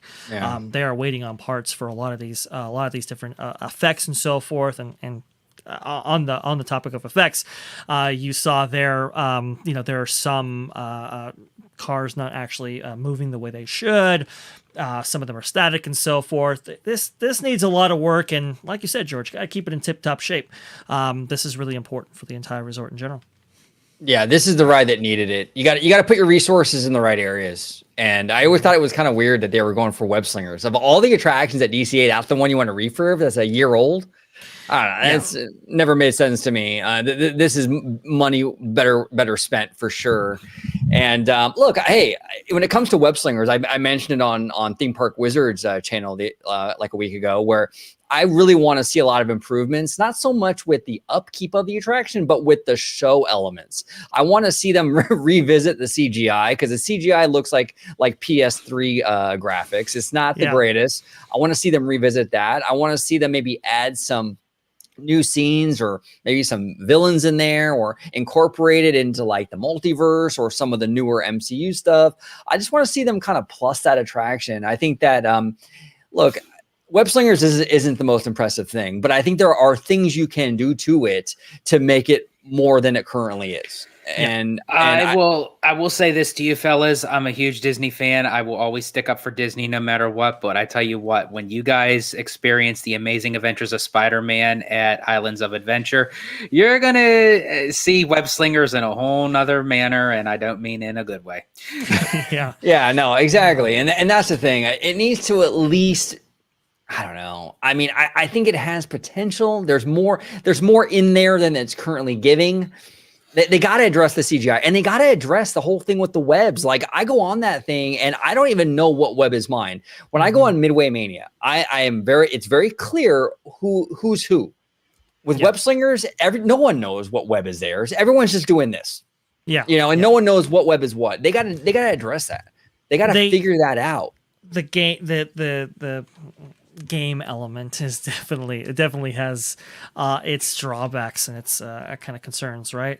I think you're right, OG. It's not really intuitive, not only what web is actually yours, but what you're supposed to be doing in each single sequence. Apparently you can pull down stuff and drag stuff, and barely anybody knows that because of how the whole system is incorporated into the attraction itself, and how they let people know of those kind of things. Definitely the CGI is certainly questionable, right? Especially with the rendering capabilities that we have today. It's just not the right mix, And I think even Disney understands that, because, well, they took it off of the individual Lightning Lane purchase, right? They included it in the Genie Plus, so that tells you how they themselves value the attraction, even internally. Well, and definitely have to it's address that. Yeah, and I was kind of encouraged to see Bob Iger and Daddy Josh walking through Avengers Campus, because here's the thing: Bob Iger his pride and joy is Marvel. Right. Whenever you hear Bob Iger in interviews, whenever they ask him about his legacy, Marvel's always included in that. I'm hoping that Bob Iger walked through that land and realized that maybe it needs a little more plussing, and maybe this multiverse e-ticket we're getting is going to get a little bit more of a shot in the arm. Well, I was just going to ask you, do you fellas feel like it's going to stay that initial ride system that we got at the current D23, where it kind of had like where everyone is sitting together, sort of kind of having like that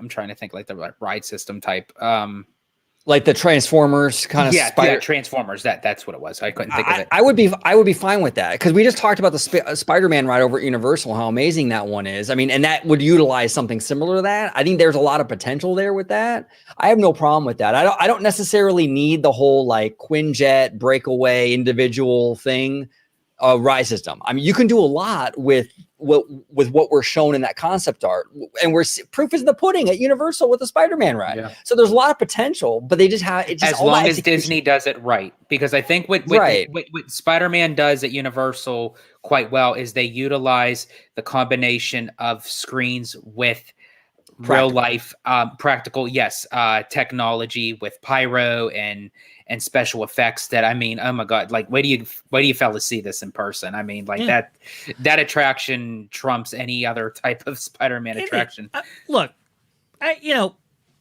listen, I mean, the Spider-Man is an astounding ride. Ain't no question. Captain John D, like you said, best ride at Universal, 20 plus years old, still holds up. But my thing is this is not just Spider-Man. This is Marvel. This is the MCU. This is the biggest franchise the world has ever seen, and it's incorporation. That's what I'm saying. Do you think Iger is going to keep it that as like a simple just ride through with the script, like, or do you think he might kind of look back? It may not be like the separation of the Quinjet and everything, but do you think he'll like attach something to it with his name that would give it like a big... My thing is like, why go with technology that's been around for 20 plus years and do it in a way that a rival company has done Marvel. So you're actually saying they should go back to the Quinjet as far as braking? Go ambitious with it. Go super ambitious with it. It's freaking Marvel. Like, it's like, this is not, some franchise that we're seeing, that we're hoping to see play out in the form of Avatar. This is an established franchise, and people are kind of really hungry for it. Strike while the iron's still hot. Go big, go home. I think, unfortunately, they might, it looks like they're going forward with the kind of the multiverse touring or traveling motion simulator concept.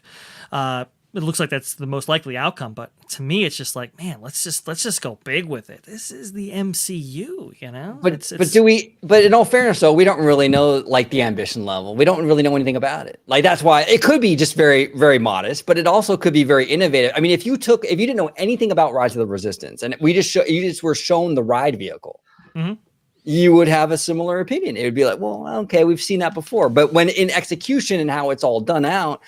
Wow, right? So it's like we just don't know. Even the ride vehicles in Tokyo for that new Neverland attraction, that's supposed to be highly innovative, crazy technology. It has a similar ride vehicle to what we saw for this multiverse thing.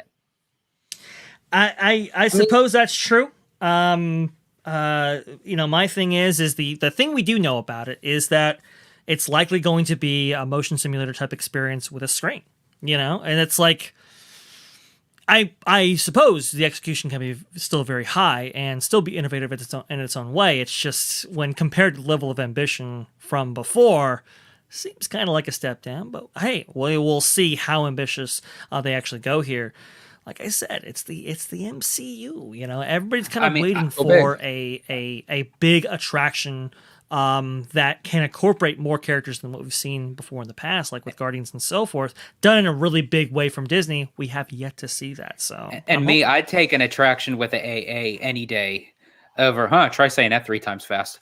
I'd take that over screens, but I mean, like, I don't mind the screens as long as it's utilized with other elements. I think screens are going to have to be incorporated in some way. There's just so many characters that encompass the MCU even today versus the multiverse range of characters that we've seen from the concept art and so forth. You're going to have screens. Ain't no question about that. It's just, how does the technology that you actually sit in interact with what the images you see on a screen? I think it's all kind of it's how you execute those different things and how you incorporate those different things effectively. So it's going to be interesting to see what they do going forward.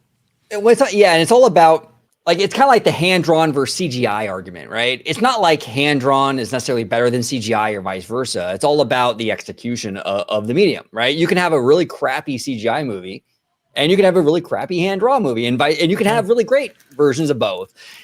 It's all about how it's used. I mean, Spider-Man, the attraction we were just talking about at Universal, is like very screen-based, very screen-based. So it can be done. It just has to be, execution. Now, what's interesting too is like how you can have literally the same ride system and a completely different experience. The Indiana Jones Adventure and the dinosaur attraction at Animal Kingdom are basically the same ride with different window dressing.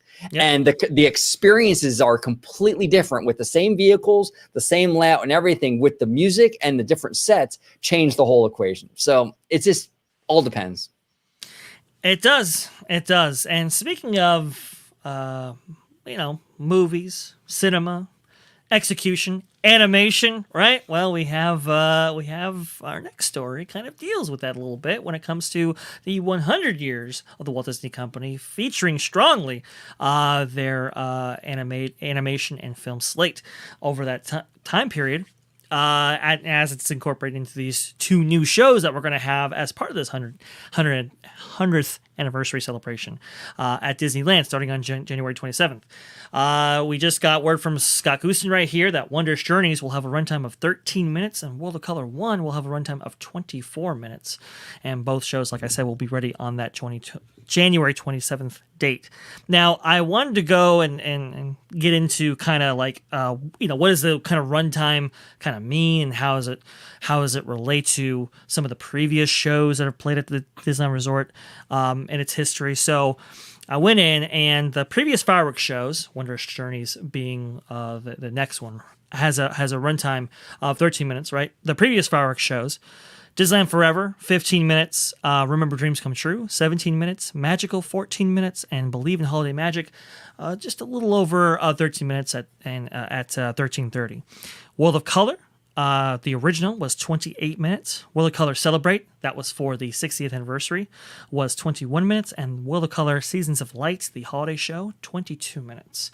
So I think it's a little bit interesting. We're getting a couple of maybe shorter shows, right? But ones that look incredibly interesting, to say the least. What do you guys have to say about this? I just can't get over the title, World of Color 1. Like, I don't know. Just if you're just gonna call it something, it's just call it World of Color. I mean, because you're throwing like these fancy names at it, and it's like, are people really going to say, "Oh yeah, I can't wait that we're getting in line for World of Color 1"? We're on the standby for. I mean, that has nothing really to do with your question, Dre, but I just had to throw that out there because since the announcement, Disney has a weird way of picking titles. Well, I would have just done World of Color 100. I mean, wouldn't that have made more sense? I think that's obviously the one that comes to mind, and the only explanation that I've even heard of on this thing is that it's too many syllables. World of Color 100 versus World of Color 1. That I swear to God. I mean, that's what I'm hearing. What if they just wrote out the number? Could they have just wrote out the number? Just yes, but you still have to like say it, right? Yeah. So because you can't just say you can't just say, oh, let's see 100, right?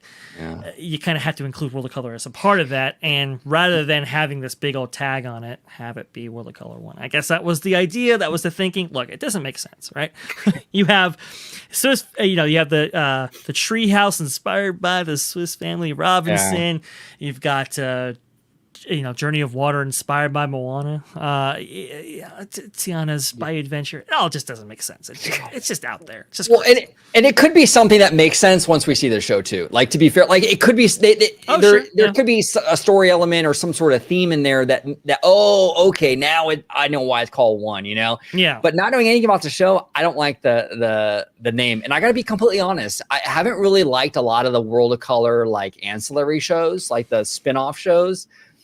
the original is always the best one. And like, even the holiday versions are like in your face obnoxious. Most of them. I'm not super into them. So I don't have a lot of faith in this World of Color show, to be 100% honest. I really don't. I'm way more looking forward to the fireworks show. Disney has a better track record with those, I think. But the time concerns me for the fireworks show. That doesn't concern me though. That's like runtimes for movies. Pretty I don't short. really... It's pretty short. I mean, it's, Remember Dreams Come True. You're talking 17 minutes. Disneyland Forever, 15 minutes. It's a little short. But for me, it's like execution, because you can have a movie that's 3 hours long that it like sucks, and a movie that's an hour and a half that's like amazing. It's all about how you use the time, I think. I don't know. But then again, you could also have a short movie, an hour and a half, and you end up with Strange World. Which just sucks, I don't know. I mean, it just all depends on how they utilize that time, though. Like isn't Believe in Holiday Magic 13 minutes too? It is, but even to me, show. I was just going to say it feels short. Believe in Holiday Magic feels short to me. And Remember Dreams Come True, like that's a I like a lengthy fireworks show, but I can understand why you want to go ahead and trim it down. I thought Disneyland Forever was just about perfect. 13 minutes. I mean, that's. You can't make a lot of ground in there. How many nostalgic scenes that we're going to include as part of that. It takes some runtime, especially if you have a new song incorporated into it. I don't know. That one kind of going. Well, the color one, like okay, like 28's a lot. That's like, a that's long a long time. time. Yeah, that's a lot. 24. Kind of going back to our previous discussion, Dre, when you had mentioned about Avatar incorporating into the Tree of Life, did it give like a runtime of that? Don't think so. Because I know, like, a lot of times, like, those are, like, maybe 10 to 12 minutes, like, those type of shows that incorporate, like, with the beacons of light or, the Tree of Life lighting. So that's where it kind of correlates with me that when they say a fireworks show is 13 minutes. And as you said, OG, it may turn out well, execution, of how they utilize the 13 minutes. I'm just not used to it being that short for a fireworks show. It's a little, it's a little, no, it's a little, it just feels short to me. Yeah. Wishes with 12 minutes without exit music. That was interesting. That's something I didn't know it was that short. Yeah. Maybe as you watch it and you don't, you're just kind of captivating on what they're showing you. Maybe you don't really focus on kind of what OG is saying. number. It's like if you're captivated by it, if you're engaged with it, if it's really, really effective in its presentation, you don't even think about the runtime. Yeah. Right. Well, and I've always been like that. Like with movie runtimes, I don't really pay much attention, or even like with TV shows, right? Like people get into how many episodes. It's like, well, I don't know. If you just have a 6-episode series that like really crushes every episode, I'm good with that. I don't need 30 episodes. If you can tell a story in 6, I'm fine. You don't want filler, right? You don't want filler, but you also want to be satisfied. And I think that's always the duality of these kind of things for sure. We'll definitely find out on January 27th. Yeah, I don't have much faith in World of Color. I gotta be real. I'm usually a half glass full guy, and I don't have much faith in that one. And I was just about to say, OG. I mean, look, I think World of Color, like the original, I think is the best. The original, not the version 1.23, that kind of stuff, right? I think World of Color 1 is, the World of Color original 1 is the best. And there were some creative tags attached to it, right? I think the Tron tag was awesome, that was by cool. the way. Oh, so cool. That's one of the best things ever, by the way. But I do agree with you, right? So the subsequent shows haven't all been all that good. I think the Halloween thing didn't really. That one was obnoxious. Yeah, didn't really hit on the people's interests, right? I think of what they expected, but I will say with these other shows, they incorporated IP and did them in a way that kind of set them apart from the original World of Color.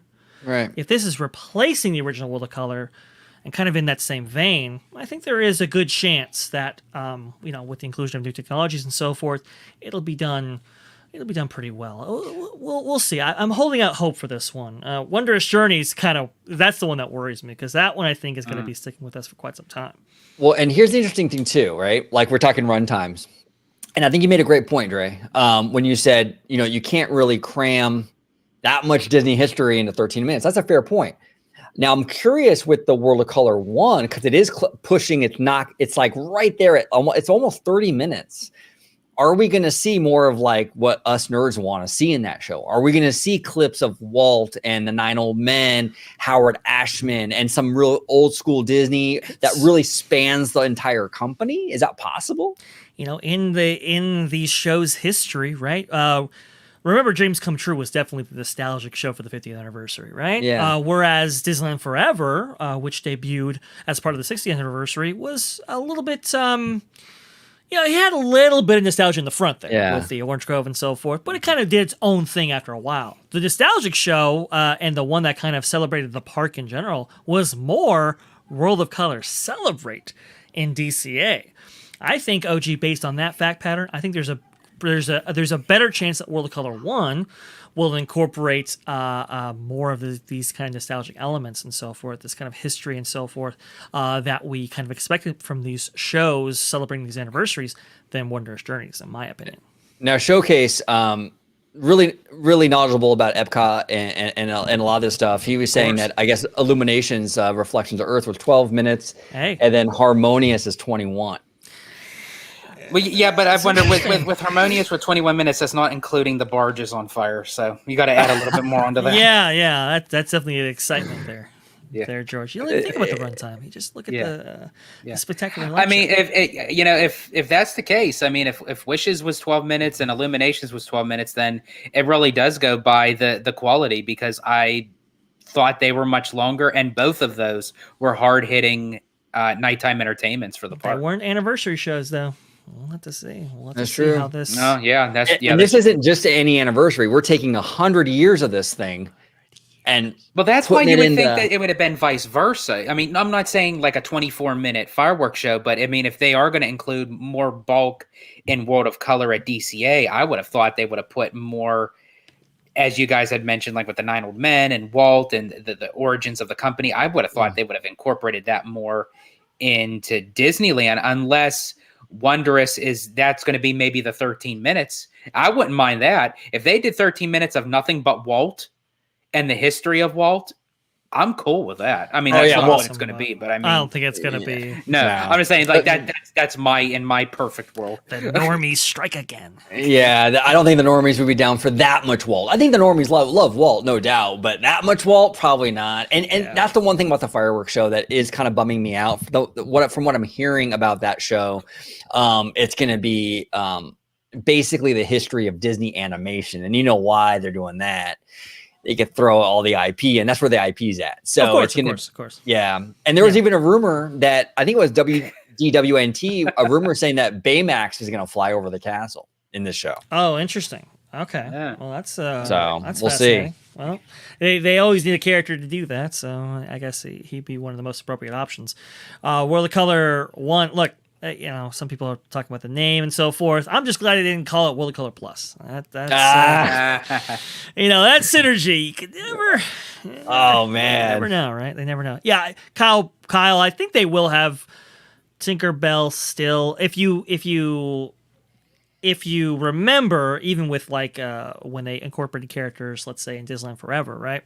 Right. Tinkerbell started. You had Nemo, and then Tinkerbell ended. Yeah. I'm pretty sure they'll have Tinkerbell, but we'll see.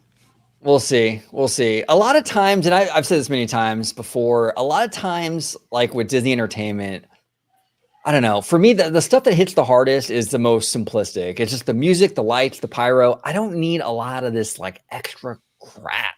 And that's kind of why I'm kind of I don't know. That's kind of why a lot of this new stuff doesn't hit with me, right? Because they throw all the other stuff, and you don't need to do that. Like the original World of Color, right? Mm-hmm. The best part about that whole show, in my opinion, is the Little Mermaid. When all it is blue fountains. That's all it is, blue fountains, and that Little Mermaid melody, and it just hits you right in the gut, right?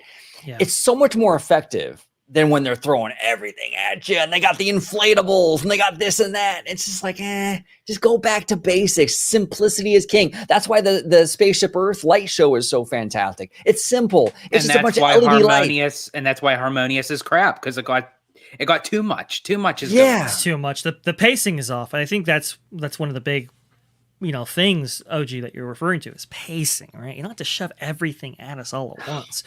Have a couple of scenes, but extend them out a little bit, and you can have that kind of fun, crazy atmosphere. But if you interlace it with things that kind of take you on a roller coaster of emotions, that is much more effective than just all you can't go all balls to the walls, all right? Then it's not balls to the walls anymore. Then it's it's whatever. You need a little foreplay in there, right? You can't just go. That is true. Right, that's true. Well, what I was referring to specifically was you need the low times, right? And those make the high times higher. Right. pretty much the same thing. Yes, folks, we only have high-class stuff on this show. Right. Yes, sir. And down below, Kyle is saying a Reddit user got a picture of the Baymax figure on the wire during late night testing. Okay, that's let me see if I can find it. It's confirmed. If that's the case, it's happening. Let me see. We're getting Baymax. So if we're getting Baymax, that pretty much really just sets it up of how much really of the history, including Walt, we're really going to get if you're going to have a giant Baymax flying out. If we get any Walt at all, it'll be maybe in the very beginning or the very end. But the bulk of the show, just like Disneyland Forward, will be a clip show. It'll be every IP they can think of to throw in there for 13 minutes. That's my prediction. You might have a little bit of fan service with the Walt in the beginning or something. And as Walt would say, that's the biggest bargain of them all. Oh yeah, hold on. I think I got that here actually, right here. And there's the biggest bargain of all. There you go. There you go. So it'll be very interesting to see, to see how that all pans out. I don't know. I'm curious.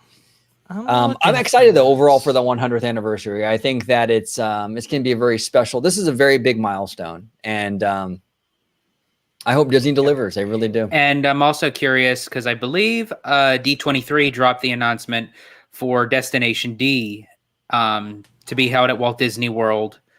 I believe it's going to be in the Contemporary again in the Fantasia Ballroom, September 8th through the 10th. And the overall theming for the Destination D is going to be the Disney 100. That's interesting. I'm curious about Destination D. We actually Disneyland Resort got a lot more announcements for that this last year than I thought they would. I honestly I didn't expect much. Usually it's all Walt Disney World, but we got quite a bit at that one. We got the Downtown Disney announcement, which by the way, Downtown Disney, finally work is starting on that. There was some permits filed recently, like a few days ago, to start work on Downtown Disney over in Anaheim. So finally, they're working on that. I don't know what took them so long. It's been a big hole in the ground for months. And that's what I kind of find interesting with the Destination D is usually for the one in Florida, they usually hold it in November, but they're actually holding it in September. So I'm curious to know like what kind of announcements, especially if it's incorporating Disney 100. So I wonder if they're going to kind of have some announcements that'll lead up to the expo the following year. Now, George, do you think because, the D23 Expo, this last one, a lot of fans were disappointed with the announcements or lack thereof, Do you think that bad taste in fans' mouth from the expo is going to kind of taint this Destination D a little bit because it's like, oh, wow, well, the last time we were promised stuff, we didn't get anything. And now here we are again. You can't fool me twice. I think Destination D, I think that would still be successful because it's more so just for D23 members.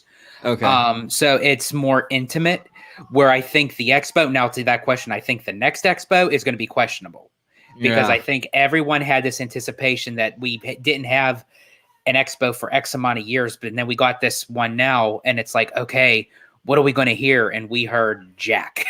We got a bunch of what ifs. I think because the expo incorporates the Disney community and even just the normies, because anyone can buy a ticket.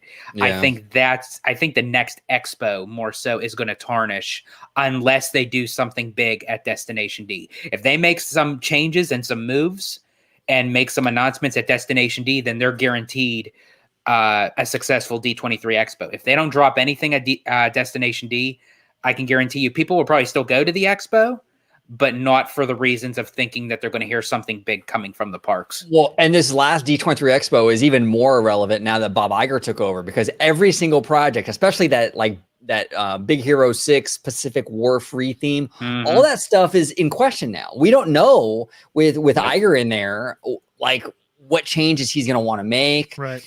I mean, everything that was announced or even hinted at is questionable now. It's up in the air. Showcase, to your question, will Iger be at Destination D? I don't think so. No. I've never seen the CEO at any of the Destination Ds. It's usually just sometimes the president of D23 and the chairman of the parks, which I'm for sure tomorrow will be there. Yeah, because Iger doesn't go to Florida ever. Yeah, he's a West Coaster. He's a West Coaster. He'll be at D23 Expo. I mean, if they had a Destination D for ESPN, he'll be there. Well, he would be if there was like maybe the NBA commissioner or something like that there. Then he'd be commissioner. Well, Yeah. a little. If there's some jostling, or some elbow rubbing with somebody, big in some other industry. Oh yeah, he'll be there for sure. To Kyle Boucher in the chat right there. Go ahead and share my screen. Oh, okay. We're doing Baymax. Okay. Hey, right Let's there. Disney Dan, holy crap. Is Baymax going to fly in the upcoming Disneyland Fireworks show? Someone caught a photo of it while riding Big Thunder Mountain on the second lift hill by the Tinkerbell Tower. Go ahead and, there we go. Cool. I can see it now. Interesting. Very interesting. Okay. So that's confirmation, everybody. Okay, Baymax is coming to the fireworks show. Actually, that's a pretty dope looking figure. I got to be honest. That looks pretty slick, man. It looks quite pretty good for sure. Yeah. It looks like Kyle. Thank you for that report right there. Looked it up in real time. Look at it. Looks like it is confirmed. Baymax is going to be part of their show. And like you said, OG, it looks pretty dope. Now, my question here is like they've been kind of pushing Big Hero 6 a lot more lately than they used to. Like, did that show or the shorts or whatever that was that dropped like a year ago or whatever? Did that perform well on Disney Plus or something? Like, why the big push all of a sudden for Big Hero 6? I think it has a lot of international appeal, especially among the Japanese market for sure. Yeah. I know that for a fact. Is it because of the Marvel overlap there? And an association with that? Maybe, but why all of a sudden? I mean, this movie is almost a decade old, and we're just now seeing this stuff. I don't understand it. It's weird. Is there? I wonder if they're like internally, like they're maybe working towards development of a second film or something. Maybe they view this as like a big franchise. And even though we haven't seen it come to fruition with an announcement of a second movie, maybe they're like internally they view this as a hot property. I'm not sure. And maybe even in regards to like this whole inclusiveness push, right? It's a Japanese property, right. Or at least very Japanese inspired property. Mm-hmm. Maybe that's the kind of direction they're kind of using. I don't know. It's interesting though, because I've definitely seen a big push from them lately. There definitely is. I didn't view it as that big of a franchise, but you're right. We have seen a lot of it, both in the parks and other places. Yeah. This is interesting, man. That looks better than I thought. Honestly, when he said Baymax on the wire, I was thinking like big walker. White. Yeah. Like basically the big walk around we see, at the parks on the wire. I'm like, oh god, to the side. This looks good. Yeah. I like it. Not too bad. But for sure, we'll see with these fireworks shows. I think that they might throw a little red meat to the nerds. We might get a little, like at the beginning, a little Walt, for that fireworks show or something, kind of like what they did with Disneyland Forward with the orange groves and a man, with a dream, yada yada yada. We might get a little bit of that in the beginning, and then the rest of it is going to be Moana, Tangled, Frozen, you name it. We're going to throw all that in it. All the franchises that we've been hearing for the last 5 years, expect more of that for sure for Wondrous Journeys. And that fireworks shows at Disneyland is more geared towards the normies. It's why they kind of like go in that direction. Whereas World of Color, I think it has a little bit more. There's there's definitely appeal from like a wider subset of the Disney fan base, especially with annual pass holders and so forth. And I think that's why they are incorporating a little bit more nostalgia in that show, as we've seen with these previous anniversary pushes. Look for World of Color to be, I think, the more nostalgia driven show, but we'll see. No, you might be onto something with that. Yeah, absolutely, because for the 60th, the World of Color version was the more nostalgic show. Overall, there was much more red meat in that one. Oh yeah, for sure. So yeah, it'll be interesting. It'll be very, very interesting. I don't know, fellas. Interesting times ahead. Anything you want to discuss before we head on out of here? Showcase actually asked a question up there in the chat, and let me see. Captain John D agreed. Why is the best Marvel ride at Epcot? And it is interesting. It's a good question there, Showcase. I can't deny that, and that's why I always ask. Like, this is the hottest property. I understand that Walt Disney World is limited with how much it could include from Marvel. Ain't no question about that. I get it, but for as popular as this is, why is it always like we get Marvel Light anywhere, or a reimagining of a previous ride or something? Why can't we go balls to the walls, as George would say, with Marvel, like we have seen with Star Wars, which is or even Pandora for that matter? Why is it this way? That's a fair point.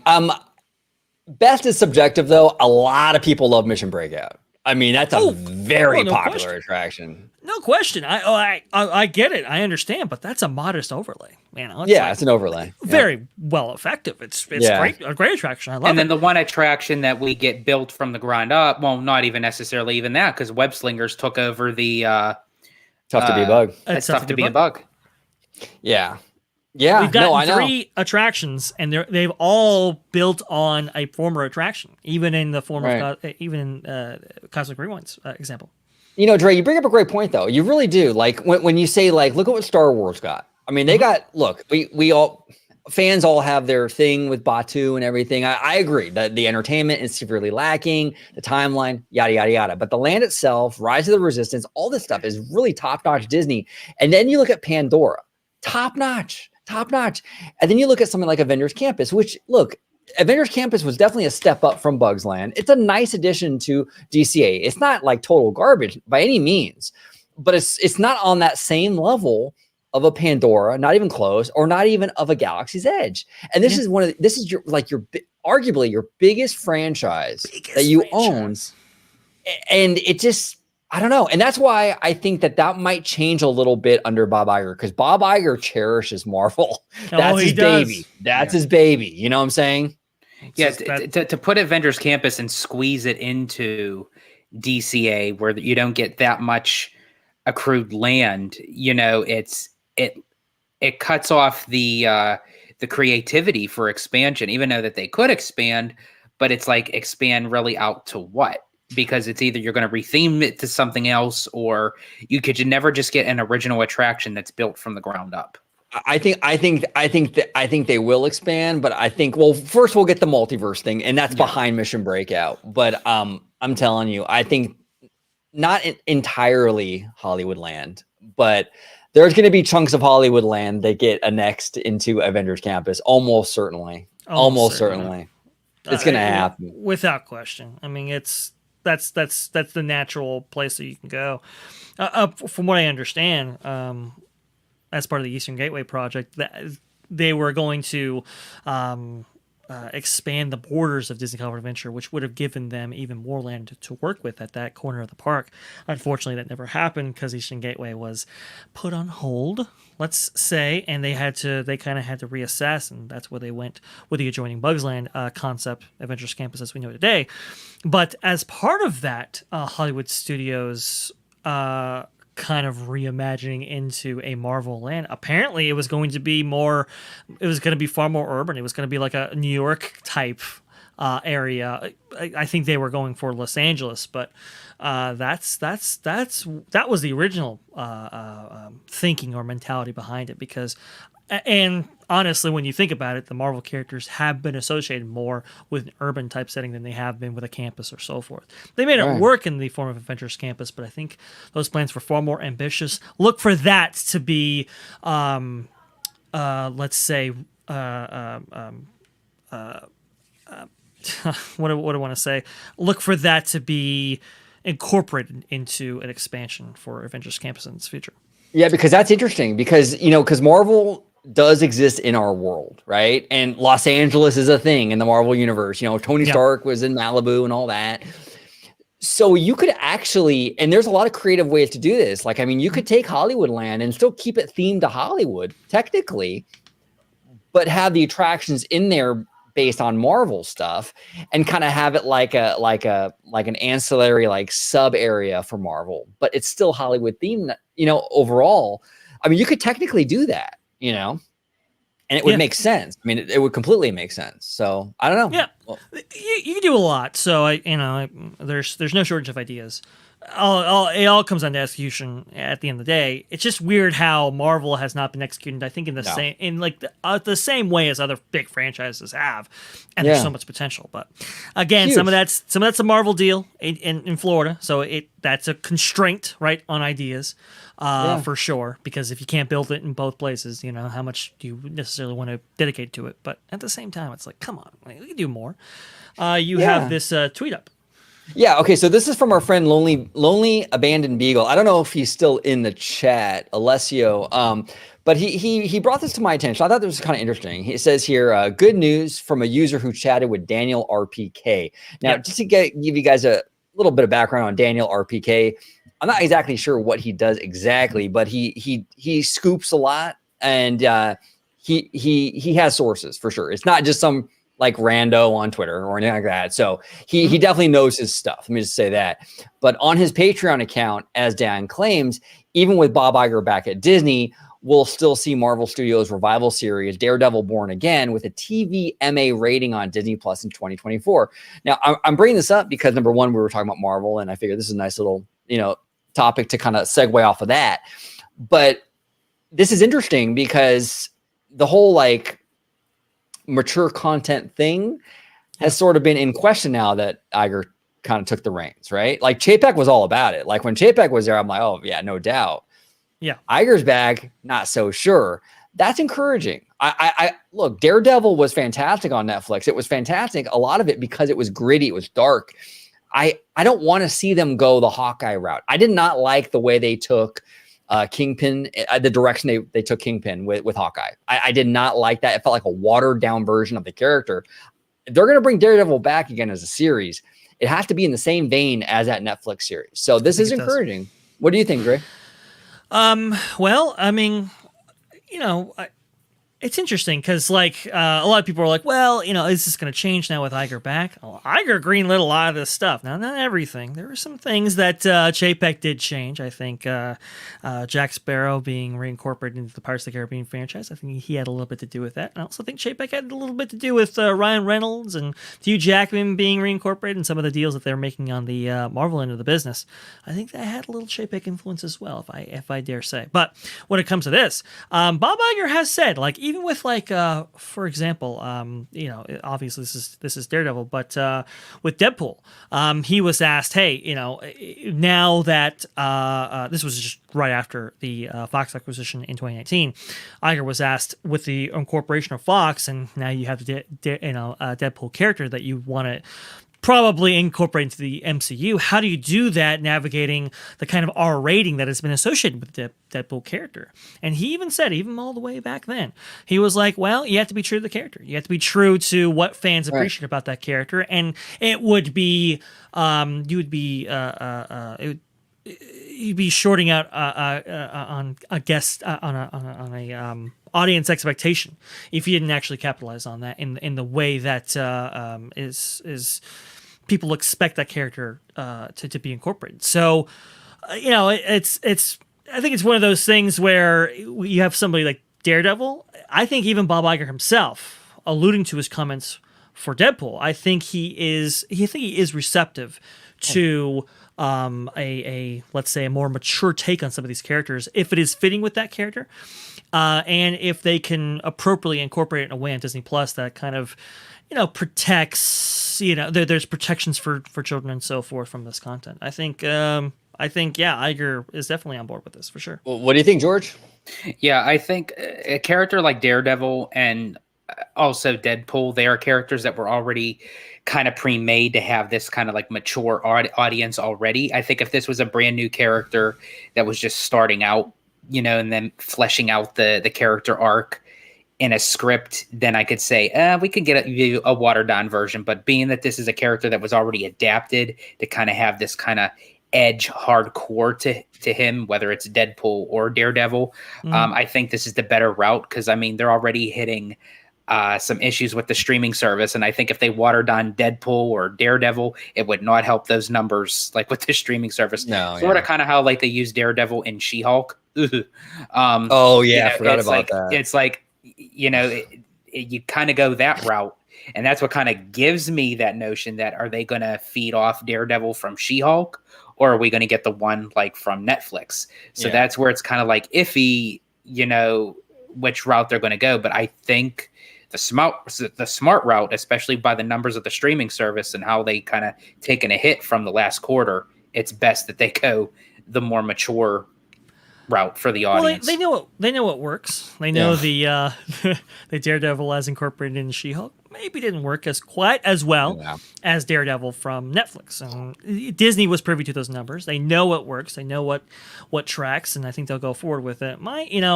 People talk about how Deadpool is going to be included, how Daredevil is going to be included. My worry is the Punisher. How about you stay off of that one? Because I don't think we'll ever get really for real version of the Punisher incorporated in the MCU anytime soon, especially with Bob Iger's recent comments about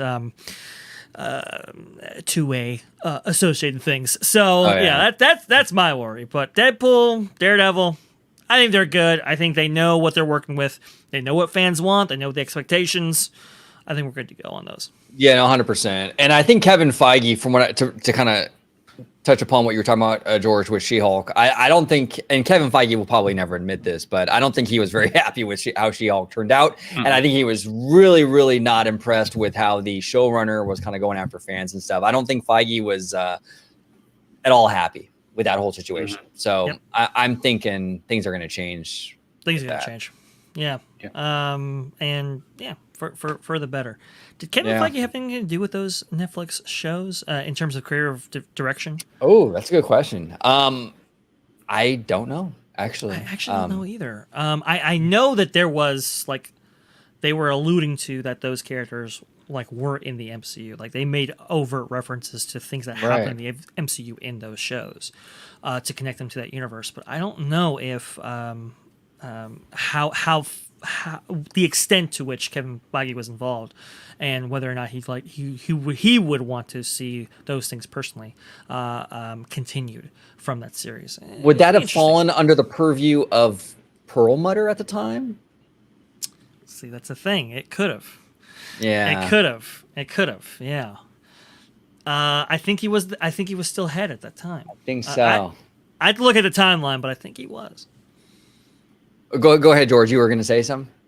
Oh, no. I was going to say, I think, I still think at some point of reference, they have to go through Feige just because he's, the lead of Marvel. I mean, I don't know if he has any creative intel in with Netflix, but I think they may still have to pass concept through him just to kind of give the green light, so to speak.